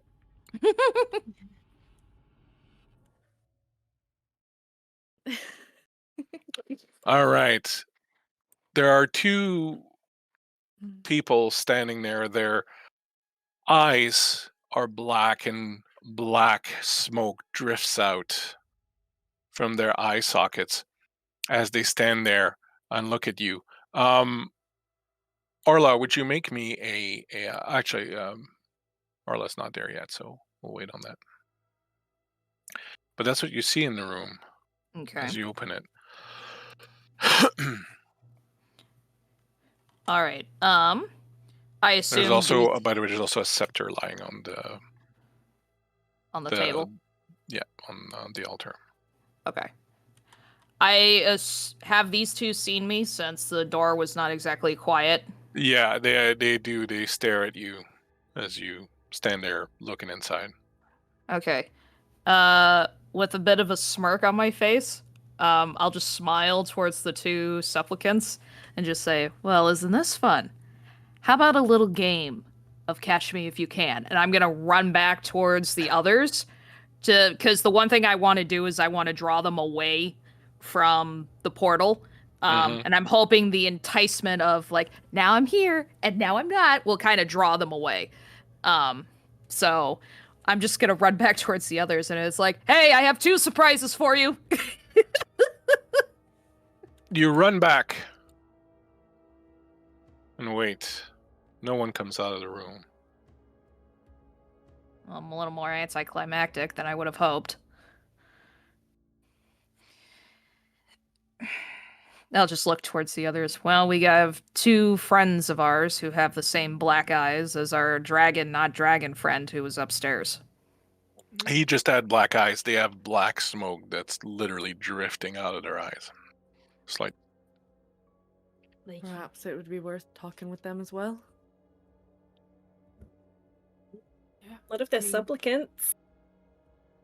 Then we face them as we must. At least it's all of us versus them, right? Aye. Not to mention, there's a portal to a place I don't recognize. Portal? Hmm. Possible it could be our way out if we learn how it is to use it. He had mentioned. Not a world I know of. I've never seen a place like that before. Aye. Maybe we can change where it goes. Yeah. Maybe. Xavier will lead the way into the other room. I will follow close behind with my bow. Same.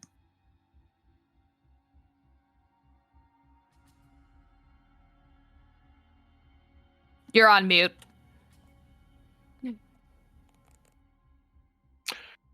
It is an ornate chamber, with murals and lavishly decorated columns along the walls. The rock seems half-molten, semi-organic like the inside of a fossil monster. On the marble altar burns the violet fire. The two tall figures with axes and swords are standing nearby. The north wall behind the altar vibrates like a mirror of water. The portal behind the altar is surrounded by ornaments that could be the spine of an unknown beast. A view opens up on a semi-organic city under a purple sky, then moves as you move, projected at a skewed angle. It is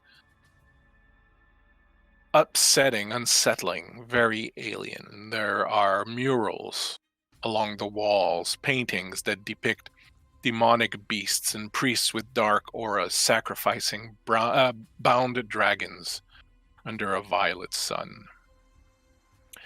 As you step in, Orla, give me a myth and legend roll.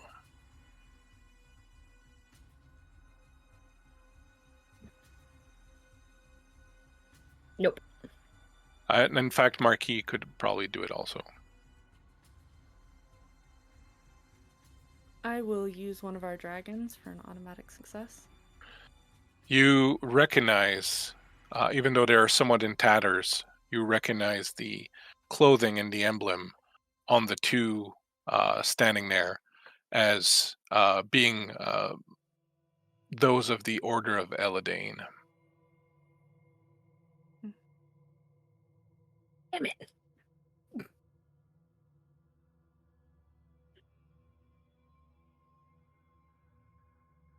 step into the room.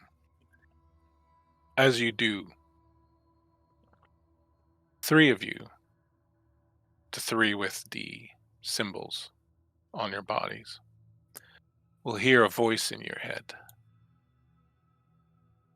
Ah, my sweet promised one. You have finally come to attend me. I have waited for much too long. Free me from this prison. Accept my gift of vast, unending powers of dominion. Together, my children, we shall rid this world of the plague of dragons and all they have spawned, once and for all. You get a very strong sense that at this particular moment, there's a decision for you to make.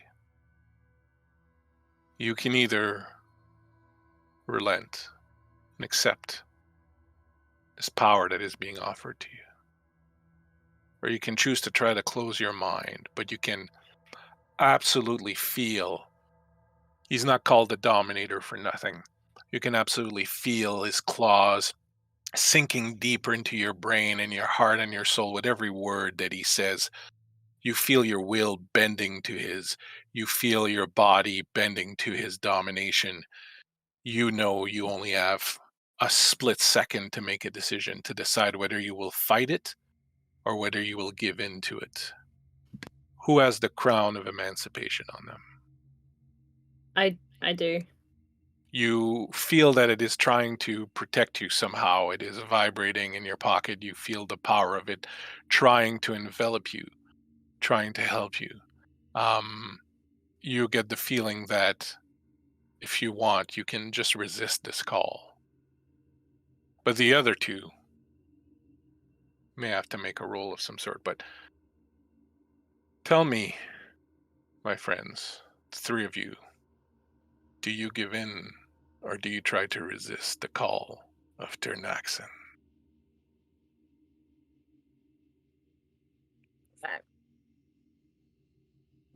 This is for Xavier and Bloodjaw. And Krisana. Not Xavier, sorry. Not Xavier. For Xavier you. For doesn't the have people who mark. have the mark, so it's Orla, Krisana, and Bloodjaw. I'm just reading my little tidbit. And My ancestors were part of the Draconic Empire. This The was Order of back in Eladane, the- yes.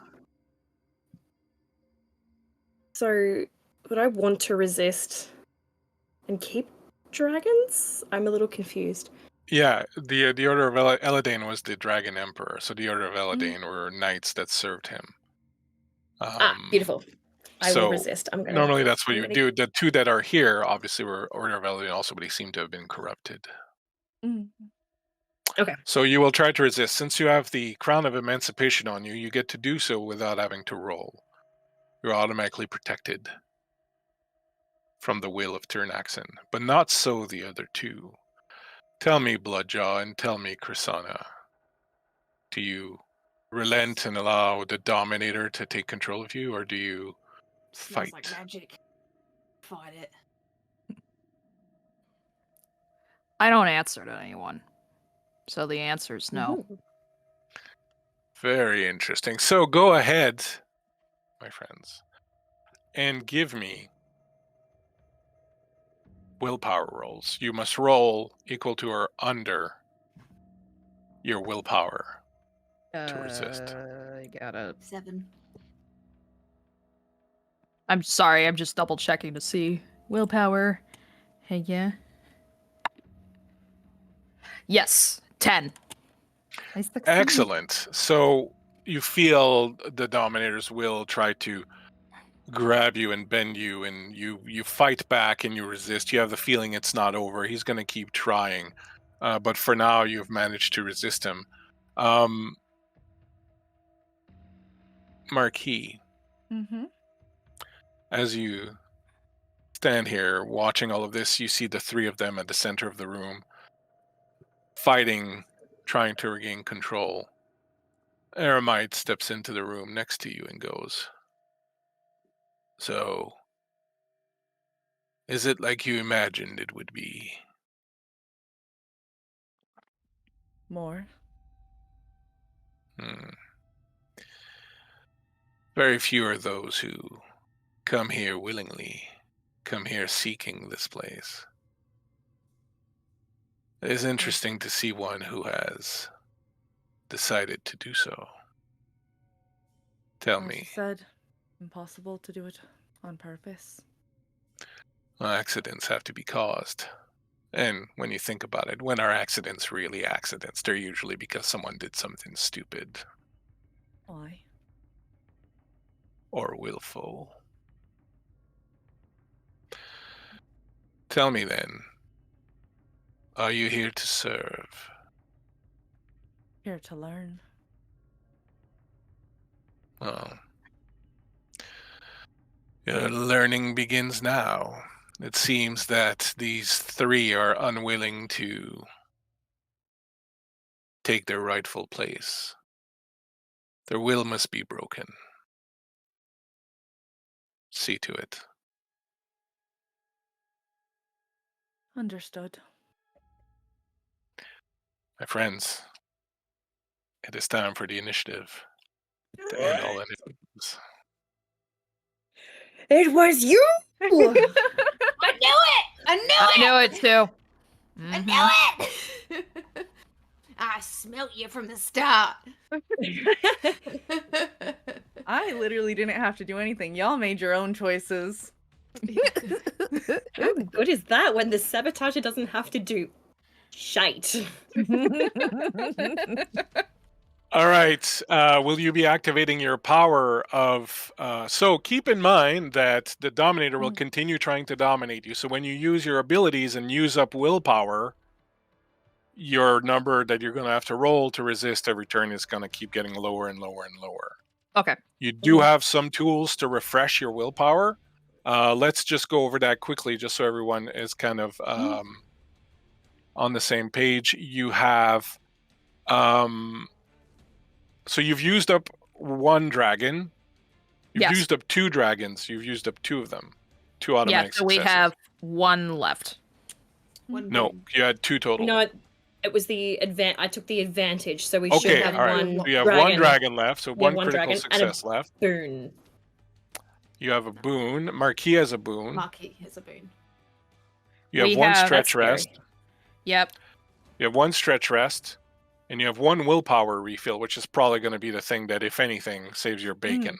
Yep. So the stretch rest will give you back 2d4 hit points or 1d6 willpower. Okay. So when you decide as a group to use it, and I will say this, when you use these things, it will also benefit Marquis. So the stretch rest will give you 2d6 hit points or 1d6 willpower back. Okay. The willpower refill will give you all your willpower back. Just for the one person who uses it. Or is it to everybody? For everyone. Yeah, it's Gotcha. a group thing. Yeah. Gotcha. So if we use it, Marquis gets it as well. Yeah. Yep. And Got it. you have one dragon, one critical success, and Marquis as a boon. Yep. And the stretch rest, so you can call for those things whenever you want. Okay? And then the one healing potion that Orla has. That's right. Mhm. Okay. And the one ring that I have. Oh, That's and right. then the 6 rations of cake, and then the 7 rations of tobacco. Yeah, you're not going to be able to eat those during the fight, unfortunately. We can't. We can't. So there is something, though, another mechanic in the game, which is you can take an action rest. So on your action, if you choose to do nothing, you can catch your breath. If you choose to do nothing on your action and you are not attacked, you can regain 1d6 willpower. Oh, sweet. Okay. Okay? And what is interacting with our mementos? Yeah, so that's something you do out of combat also, but it helps Okay. you cure a condition if you had a condition. Okay. All right, are you going to activate your power for initiative, Orla? You're protected, not because you have the Yeah. crown of emancipation. You never have to make rolls to resist the dragon, the demon. Yeah. No, I won't use it for initiative. I want to save it. I'll Okay. save my will points. So we will go straight up initiative. All right, I will go in the order I see you. Krisana will go 1. Ooh, 10 for a Marquis. Can I use my veteran and use 1 will point to activate this, which means that I can keep my initiative from the previous round, which was number 3? It was a different combat, so I would have to say you would have to do it within That's this what it combat. says. It says activate this ability at the start of combat allows you to retain your initiative card from the previous round. Yeah, instead of no, but drawing let's a do it anyways, because you know what? Yeah. I don't redo initiative draws, Okay. so that's perfectly fine. I will totally give you it was 3, was it? Yeah. All right, I'll give you 3. Everyone? It's perfectly fine, and I will give 4 to Orla. In that case, okay? The supplicants will go at 2, and Tirnaxen will go at 6. Ugly business abounds. My friends, what do you do? Krisana, you are first. Oh boy. Let me I'll see. say you're probably in the room, even though like your character's kind of out. Yeah. Unless you want to just close the door and leave. No, I mean, I want to go home too. Let me just look at the map really quick, because I would have been like right through the back end of the door. Okay. Let's try. Wah! All right, if we go here, how'd you catch backstabbing? That's not gonna work. If we go over here and we check out these cool features, that doesn't work either. Okay. I am going to actually go towards. Where'd you go? I'm gonna go towards our little friend that I was more than happy to eat some of his fish next to his somewhat soiled undies. And I want to try and stab him with my daggers with the...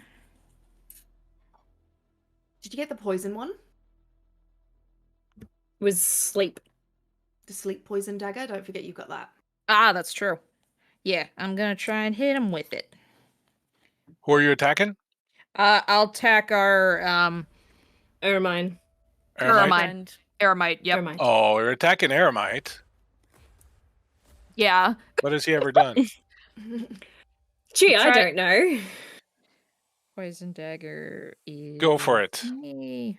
Okay, so that would be. What am I rolling? I am rolling Under your knife skill. under knife skill. Sweet. Wow. Jesus Christ. Nope, that's a 19, so I missed.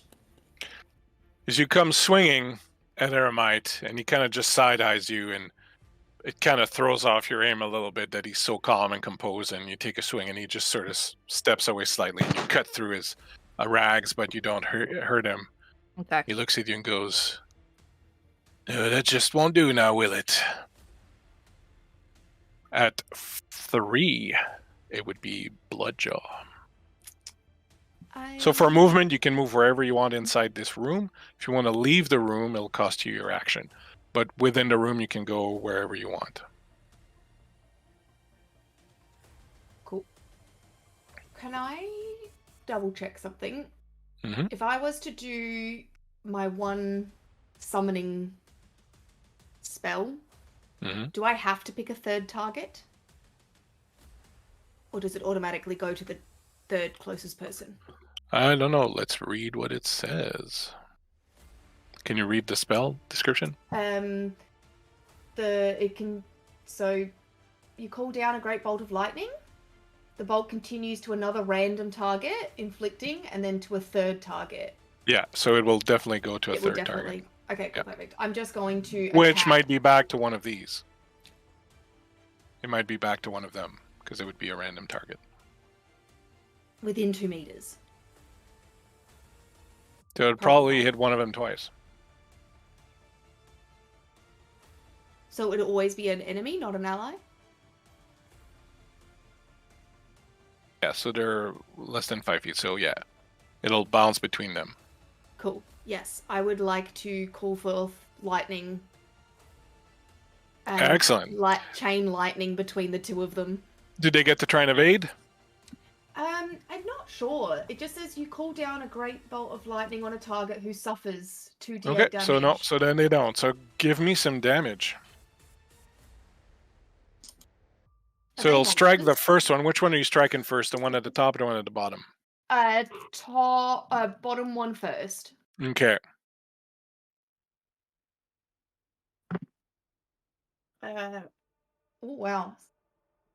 12 damage to the first one. Excellent. And then 9 damage to the second one. All right. And then And it bounces back to the first one. Yep. And then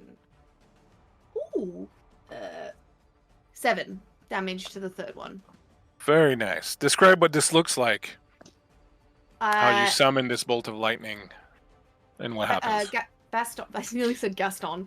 Baston holds his spear up to the air, and he flinches as he really doesn't like magic, but knows that this is what it's for in these moments. And yells, "Elding!" And lightning just comes in through the cracks from the ceiling from the decrepit building as it hits one of the people. It sparks off of them, surrounding them in this like golden lightning light, and then flicks back between the two of them as they kind of. It goes like that cartoon where you can see their skeletons inside the lightning, and then. Excellent. Do you wish to move?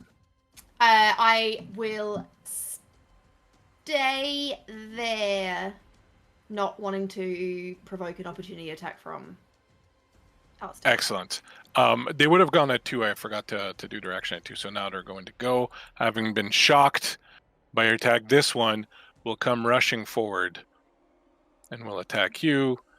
And this one will come rushing forward and will attack you.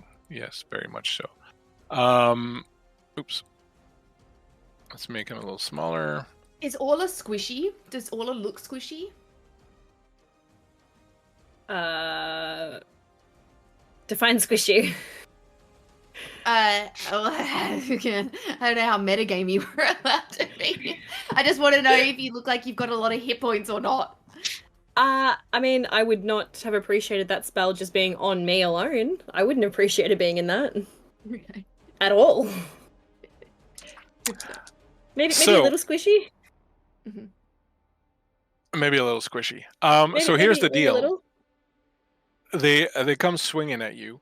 Orla, you still have your action. So you get to choose if you want to spend your action right now to try and dodge the attack, which means that you give up your action that you will have later in the round. Can I instead use my guardian? You can instead use your guardian. Cool.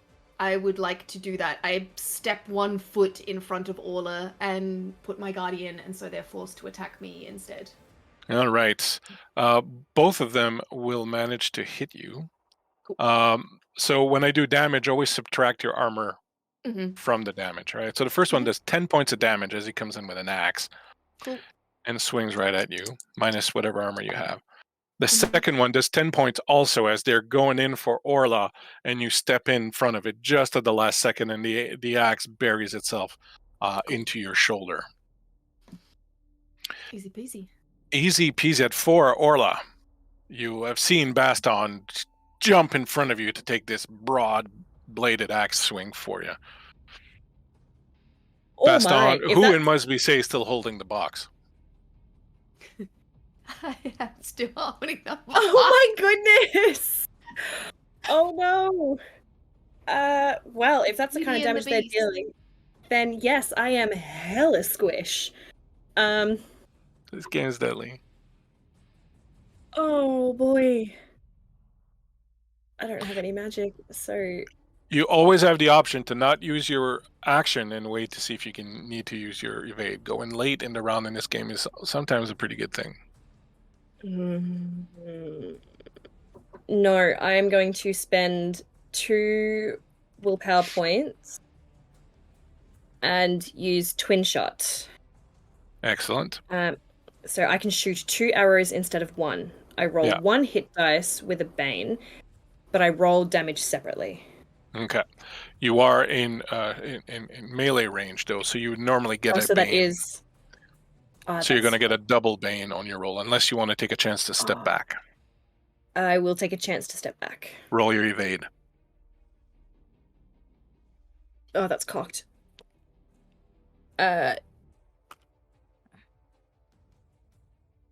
Yes. All right. You manage to dance. So you can move basically anywhere you want in the room with this. So go ahead and move yourself. You can even go behind them if you want. Go ahead and move yourself where you want, and then you can make your attack roll with just a regular bane. Cool. And a bane is like disadvantage? Yeah, you roll 2d20s and you pick the highest one. Okay. Oh.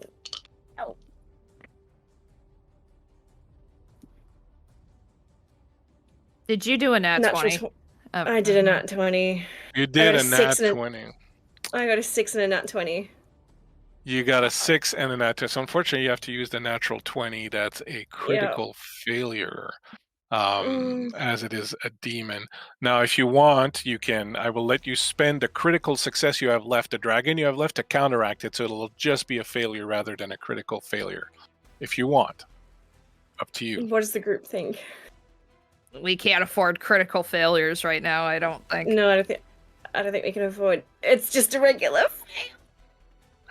All right, so spend the dragon, and your 2 bolts just go flying wide of the mark, perhaps, as you were running away from them and trying to dodge their blow. You mishandled your attack, but the bolts go shoot flying. again for the twinned? No, you roll once. That's why I get you get to roll bane. damage. Yeah, I roll damage separately, but I attack once. Cool.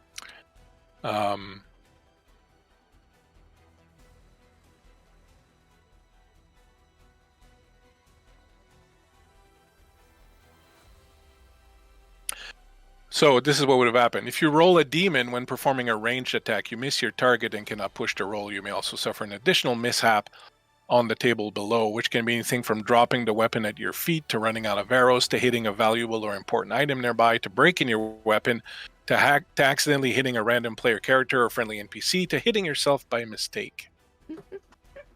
So probably not a bad thing that you decided to. All right. After that, it is Aramite. And as you look, Aramite is cackling madly. And he reaches into his chest and his fingers sink into his skin.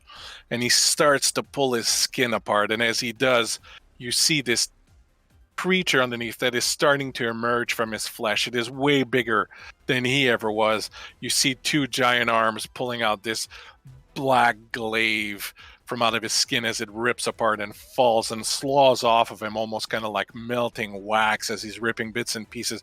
Two little crooked arms reach out to grasp, and he now stands on cloven hooves, way taller than he was before. And you face, my friends, The Dominator. Tirnaxen, The Dominator. the Dominator, who is way bigger here than he should ever. No. Get ready to be dominated. There we go. There you go. Oh, There's damn. Tirnaxen. Those little tiny arms are just so creepy. I They're know. so little. What? Tirnaxen laughs. Ha ha. Finally, you have returned to me, my loved ones. Oh, we lost Marquis. Oh, no. Just, He's back. just as Back. Marquis was gonna get there. Okay, back. All I right, mean, we nice. don't need Marquis here. It's fine. Like, we don't need. I mean, My Discord decided it was gonna restart all of a sudden, so Yeah. Oh, it was the presence of the Yeah, I'm back. Dominator. it was. It's just like this is too much for me. At his tiny T-Rex arms. That's right. So he's pretty big. He stands with his blade, and you feel your will being assaulted. My friends, it is now Marquis' turn. Melissa Haley. Oh, So I'm thank not you. sure who it is, but right now I'm there's sorry. a boon from Melissa Haley. Yeah. it's So- a Which booty. which one? For me. Haley gets a For boon. you. I got All a right. boon. You get a boon. Okay. Excellent. And it is at 10. It is Mhm. Marquis' turn. The Dominator is now here. His presence wafts over everyone. Fear That's lovely. reigns supreme. What we are going to do is we are going to use Gust of Wind against Orla to try tipping her over and thereby tipping the crown off of your head. Uh-oh. oh, I thought you were going I to try can't- and push me through the portal. I mean, it pushes you, so you might still go through the portal. but How we far will back does see. it push? How far back does it push? Let's see. Gust of wind. All untethered objects and creatures up to human size in the area of effect are pushed 2d4 meters away from you and suffer the same amount of bludgeoning damage. Does it say that Oh, she gets an evade roll or something? It does not say anything about an evade roll. All right. Oh no. It's the ugly business that's at hand. All right, let's go ahead. You summon this, spend a willpower for it. You summon this blast of wind. Go ahead and roll the damage. And that is 5. So 5 Oh. meters. 5 meters or 5 feet? 5 meters. Ah, Now, I will do something in a minute. So calculate damage, and Yeah. then we'll get to. It's the to same. All right. So you take 5 Okay. damage. It's bludgeoning, so fine. your armor subtract from it. Okay.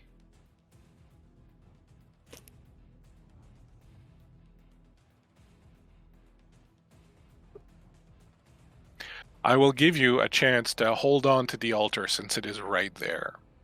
So Okay, you can make an okay. evade check. You can make an evade check. Okay. I'll take that. You can make an evade check. I rolled a There's so 3. much- Let's go. All right, as you see that you're being pushed back towards the the portal, you kind of just let yourself drop, and then you hit the altar instead. Now you wanted to make the crown fall off, so I'm Yes. going to say, give me a roll on your magic at a bane, because you're trying to do something very specific. So give me a roll on your magic. Can so I use my boon to cancel out this bane? absolutely, that's what it's there Mm. I will for. use my personal boon. Rude. I love it. And against my magic, so that's the secondary skill elementalism? Yep. Okay. And I fail. You fail. The crown remains on your head. Thankfully, perhaps.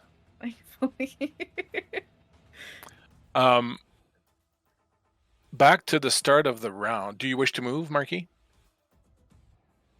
You know what? No, I'm feeling safe next to Giant Boy over here where I can cast my magic. Excellent. Marquis, go ahead and sorry, not Marquis. I'm very sorry. Taylor, go ahead if you would, and give me a awareness check.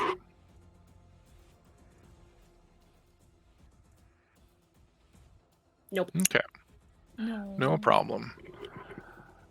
I rolled Back a to- 19. It's all right. Back to one. Chrisana. And me. Very pissed off at the fact that I couldn't get T-Rex Arm Man at all for the last attempt of me trying to hit him.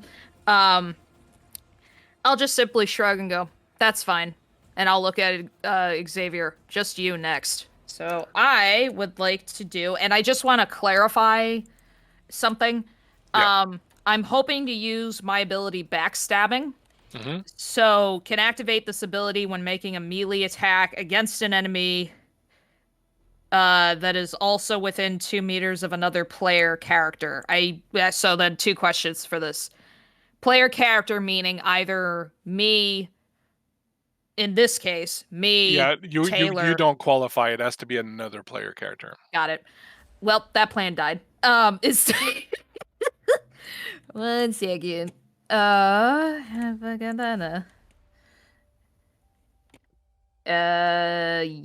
that ain't working. So I'm just going to attempt to try and hit Xavier instead with the poison dagger. Okay. Do remember Xavier's also a you good got... guy. Wait, No, Xavier's not a good guy. Xavier's just turned on all of you. wait, isn't Haley? Oh, sorry. Nope, I had Haley. Yeah, no. My bad. It's 2:30 in the morning. Mm-hmm. No problem. All right, so I'm gonna try and hit Xavier. Then this is a knife skill again, so that's going to be... All right, 4. So that passes. That does. Roll your Okay. damage. Damage. And since it is the poison dagger was... So it was sleeping poison. So first do your damage. Yes, so dagger is just a 1d8, I believe. Plus your agility bonus if you have one. Yes. So that's a 1d8 plus a 1d6. Come on. Nope, you're a d10, bud. Go away. You're a d8. Ooh. Alright, 10 points of damage with the dagger. And then... Minus your armor, Xavier. My armor of 0, yes. One of the downsides Mage. to being a mage, yes. And then the sleeping portion. Yeah. So you're going to make another roll. I'm just looking for the exact poison. Potency was 12. You have to make whenever you ingest a poison gem, makes an open opposed roll between a potency and your con. So you're going to roll on your constitution, Marquis, and I'm going to roll on the potency of the poison, and whoever has the biggest difference, or if one succeeds and one fails, will dictate whether or not... You go Mimi's. I got Mimi's. You go, Mimi's. Sleepy to sleepy. Mm-hmm. Well, I failed on a 17. All Versus right, my I failed 11. also. So what's the difference between your target and your 6. fail? 6. All right, my mine is 7. I rolled so I rolled a 19. So you just feel kind of No drowsy Mimi's. as this poison kind of seeps into you, but you're like, no, I cannot. I'm so close to my goal. Now I've reached it, and you manage to resist the effects Got of a the little poison stabbed. When can I use this ring? whenever Is you it at want. any time or just on my But it turn? will be on your action. Yeah. On my action. Okay. Yeah. Making sure. At 2, the supplicants will go. They're now one is on you, one will. They're both on you. We'll say. First one hits, and the second one's going to miss with a 16. So one of them hits you, Baston, for that's going to sting. 15 points of damage. Could I don't know if it's too late to call it, but could I have used my action to dodge? You can totally do that. So Can you I will do roll on your you will roll on your evade skill, I believe. I got Don't a wanna lie natural to you. 1. You got a natural 1.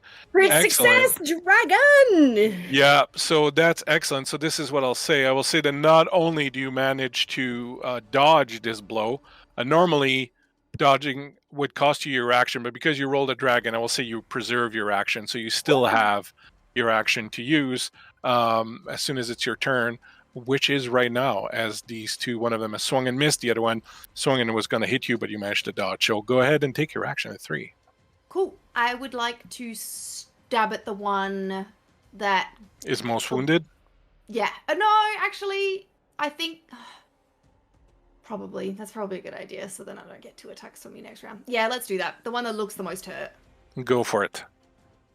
That is my no, not axe. What is it called? A So spear. remember also you can get those stretch rests and things like that if you want to use them. Anyone can call for them on their turn, and it will affect everyone. So that's there if you need it. Okay. Remember, Haley, you also have your boon. Mm-hmm. I do. That's just for rerolls, though, right? It's Well, okay. basically I you have- roll, it gives you an advantage. I did roll already, but now I forgot about the rest thing, so I don't know. I think I'll leave it for now. If I go down, I go down. It happens. This is the fun of the game, right? I am still holding on to this box, and I stab at them for 8, so that's a hit. All right. Excellent. I'd like to spend 3 willpower to add an additional... are they monsters? Sorry. Yes. Okay, I'd like to spend 3 willpower to, add an extra d8 to this. So Go that's for it. 3d8.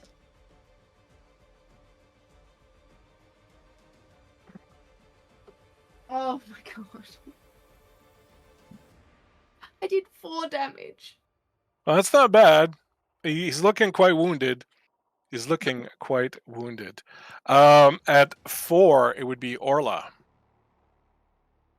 I will stand up and like, you bitch! And I will... Oh, I don't know if I can do this simultaneously. Plus 12. There. With my longbow, I'm going to do twin shot again. Okay. And then also incite one of the death god's names, which consumes a rune on my bow. And by risking the name of one of the gods, you extinguish a rune and get a boon on my next shot. If it hits, it's considered a critical. Excellent. So you will cancel out the Bane for the twin shot. Yes. Let's go, let's go, let's go, let's go! It's an 8! Nice. Excellent. So I will say that the critical applies to both the damages. So for critical damage, you get to you do full damage plus then you roll. Don't forget to add your agility damage bonus if you have one. Agility bonus is. Forgot about. Should I have added strength bonus damage? Yes, to- absolutely. Yes. Oops. Sorry, it's probably gonna die now anyway, so it's not too big a deal. Oh, this is going for Xavier. I'm so sorry. Oh, Are you kidding me? I enjoy dying on screen. It's one of my favorite things. all right. So we'll go back to for a second. We'll go back to Haley, and you can go ahead and roll the extra damage that you would have rolled, and Taylor, go ahead and roll your damage from the 2 shots as criticals on poor Okay. old Xavier. So I get to roll a d12. Xavier can walk it It's off. a They're fine. 12! So that's 24 plus a... Wait, hold on. So my damage is a d12 plus 2. So it's 12 on the dice. So 14 plus the crit takes it to 26. And then with my agility is another d6. 2. That's So 28. that's 28 points. And then the other bolt is going for you as well if you are not down. Oh, I am so down. That is more than double my regular health. And I was at 1 health left. So you got me. You strike. Please describe how you Oh no, did Taylor? Oh no. drop. I just Xavier. killed Xavier. The fact that you've betrayed us and everything. Just 2 arrows, draw back and fire. One of it just goes straight through that fleshy part of the bottom neck to prevent you from screaming, crying out for any help. And as you fall back, the second bolt will continue to go on to the demon. I'm so sorry. Do not be. I was gonna fireball you if you didn't. You Xavier had drops I to the had to make ground. sure it was not usable. Fair. Well played. So it's going to be an automatic 14 to. Oh wait, no, 12. Yeah, 14 to the demon plus 7 on my damage.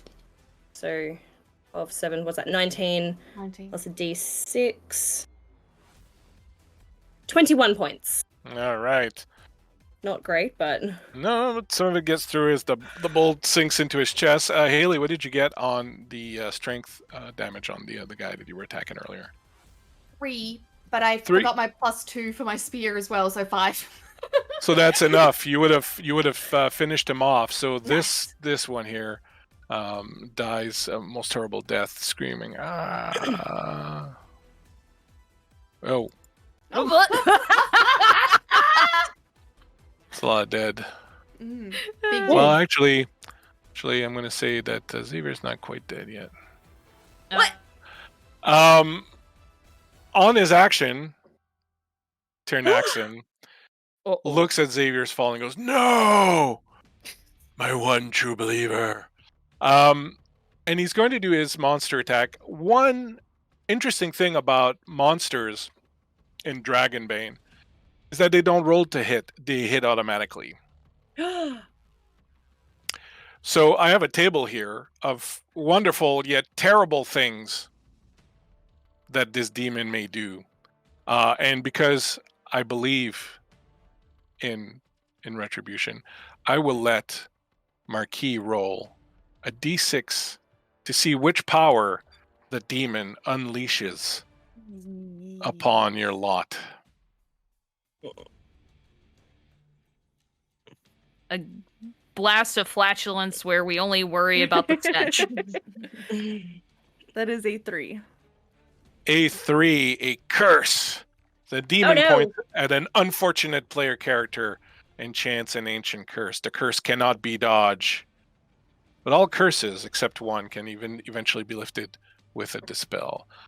I will let you, Marquis, pick the target of this curse, and then roll me a d6 to see which curse it is.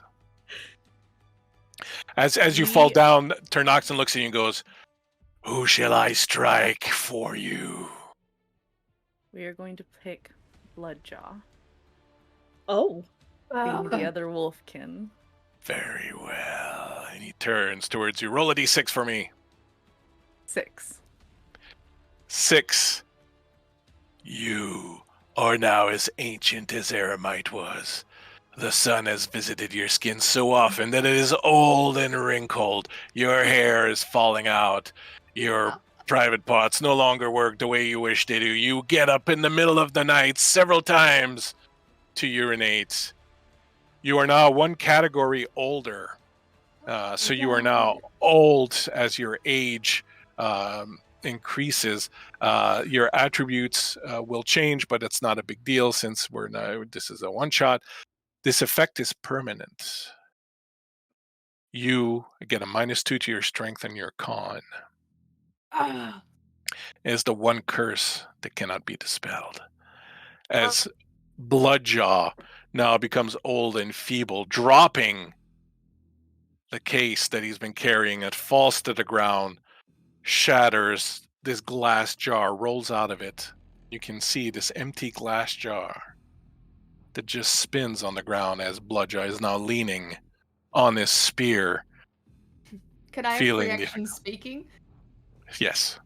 I just scream at Xavier's body, "Where is she?" And I know that Rachel! Where Rachel! is she? Does this bottle look familiar to me? Oh, He bends down. There. Blake, Sorry, come what? back. Blake, okay, you were frozen on our end, so. Oh yeah, no, I'm here. Okay. The demon using ferocity 2 means he has 2 actions. So he having done the curse, he bends down, picks up Xavier in his arms, and goes, "Come with me. We shall return when the time is right." And then enveloping Xavier, he bounds off, jumping over your heads, landing in front of the portal, turns around and goes, "The Dominator will return." And then steps through the portal, carrying Xavier with him to his home world. The two of them disappear. As they do, the black eyes of the other supplicant return to normal, and the supplicant falls to her knees. What's happened? Where are we? The portal behind closes slowly as the Dominator stares at you, and you know he will remember you in return as he cradles Xavier in his arms. Like a little puppy. I have become My his friend- lapdog. You have. My friends, you will realize that by destroying the purple flame, and I'm going to sort of narrate here a little bit since we have reached our time, but by destroying the purple flame on the altar, you will realize that you can close the portal. There is no real way of using the portal to return home. However, with the influence of the demon gone, when you step outside, you will find Afamarl waiting for you. And as you step out, you'll see that his eyes have become normal again, a golden hue. And you'll say, "I remember now. I remember who I am." And as he says this, he will start to transform into this glorious, huge green dragon, his wingspan expanding up into the sky, rearing its head up, standing up above you. "You have done me and the world a great service. My friends, I will carry you wherever you wish to go. Climb now on my back, and we will leave this forsaken place behind. Come," and he bends down and extends a wing so that you can climb up on his back. I want to bow in honor. Like, this is a great honor to be able to ride a dragon. Like, just from family history and everything. And then I'll be like, an absolute child. Scramble up, maybe slip. Keep scrambling.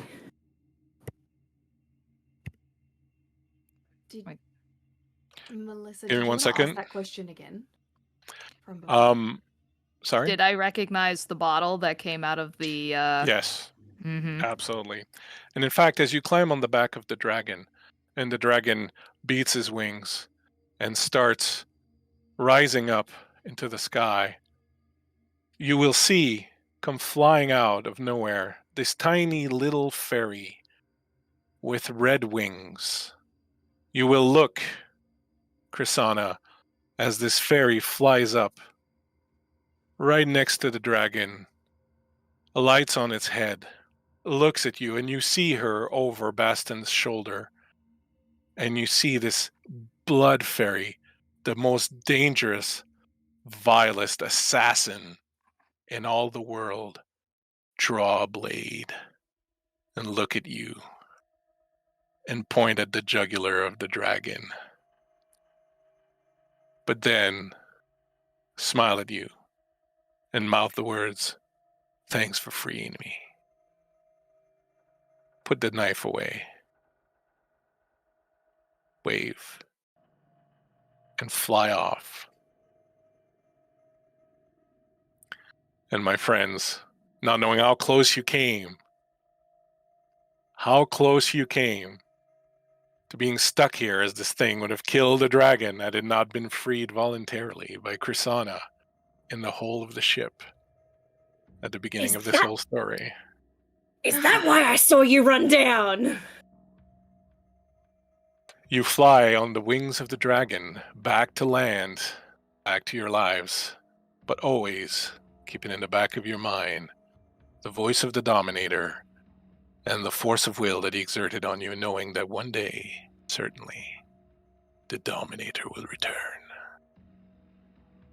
And with that, my friends, we are done. Be a bounty. Yay! I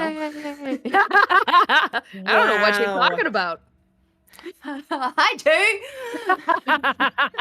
We're done today's Yay. little story. Little That Yay!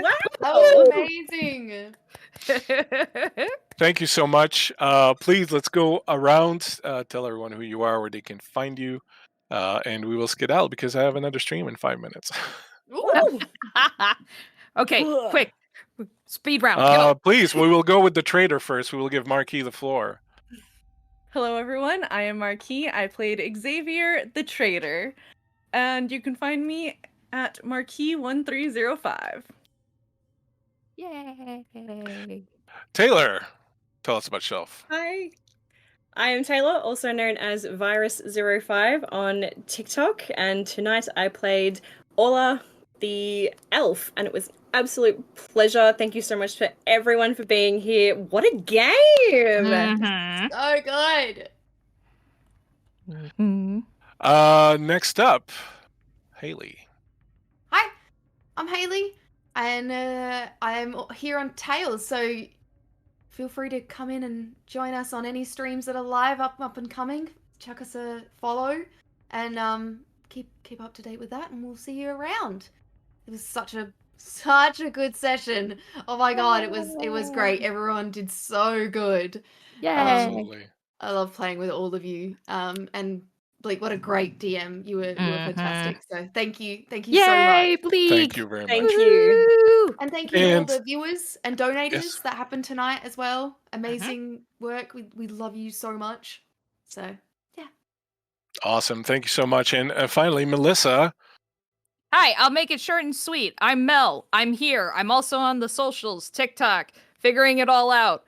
And then figuring it all out on Twitch as well, trying to figure out how to do the internets and shit. Also, thank you again for all of the amazing donators. Thank you again for all of our viewers. Thank you to Bleak for being a freaking awesome GM at this game. And honestly, you guys should play this game. This game is a lot of fun.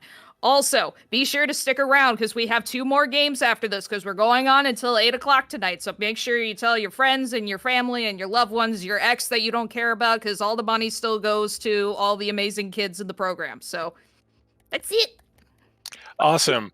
Thank you so very much, my players. You're all absolutely amazing. I hope I get to play with all of you at some point again soon. You're all absolutely wonderful. Thank you to everyone at Tales of Initiative for organizing this. Thank you to the viewers, people who've donated. It's been great fun. My name is Bleak Season. You can find me at The Bleak Season on most of the socials or my website, bleakseasongaming.com. Thank you so much for coming. Thank you for watching. Stay tuned. There's lots more to come. I keep those donations coming in. My players, you were all absolutely fantastic. Thank you very much for this wonderful opportunity. Thank you. See you around. Bye, everybody. Ciao. Bye-bye. We might have to vamp until Dance, Billy dance, can dance, score or something. dance, dance, If dance, you, dance, if you need to go. dance, dance. The Dominator will return.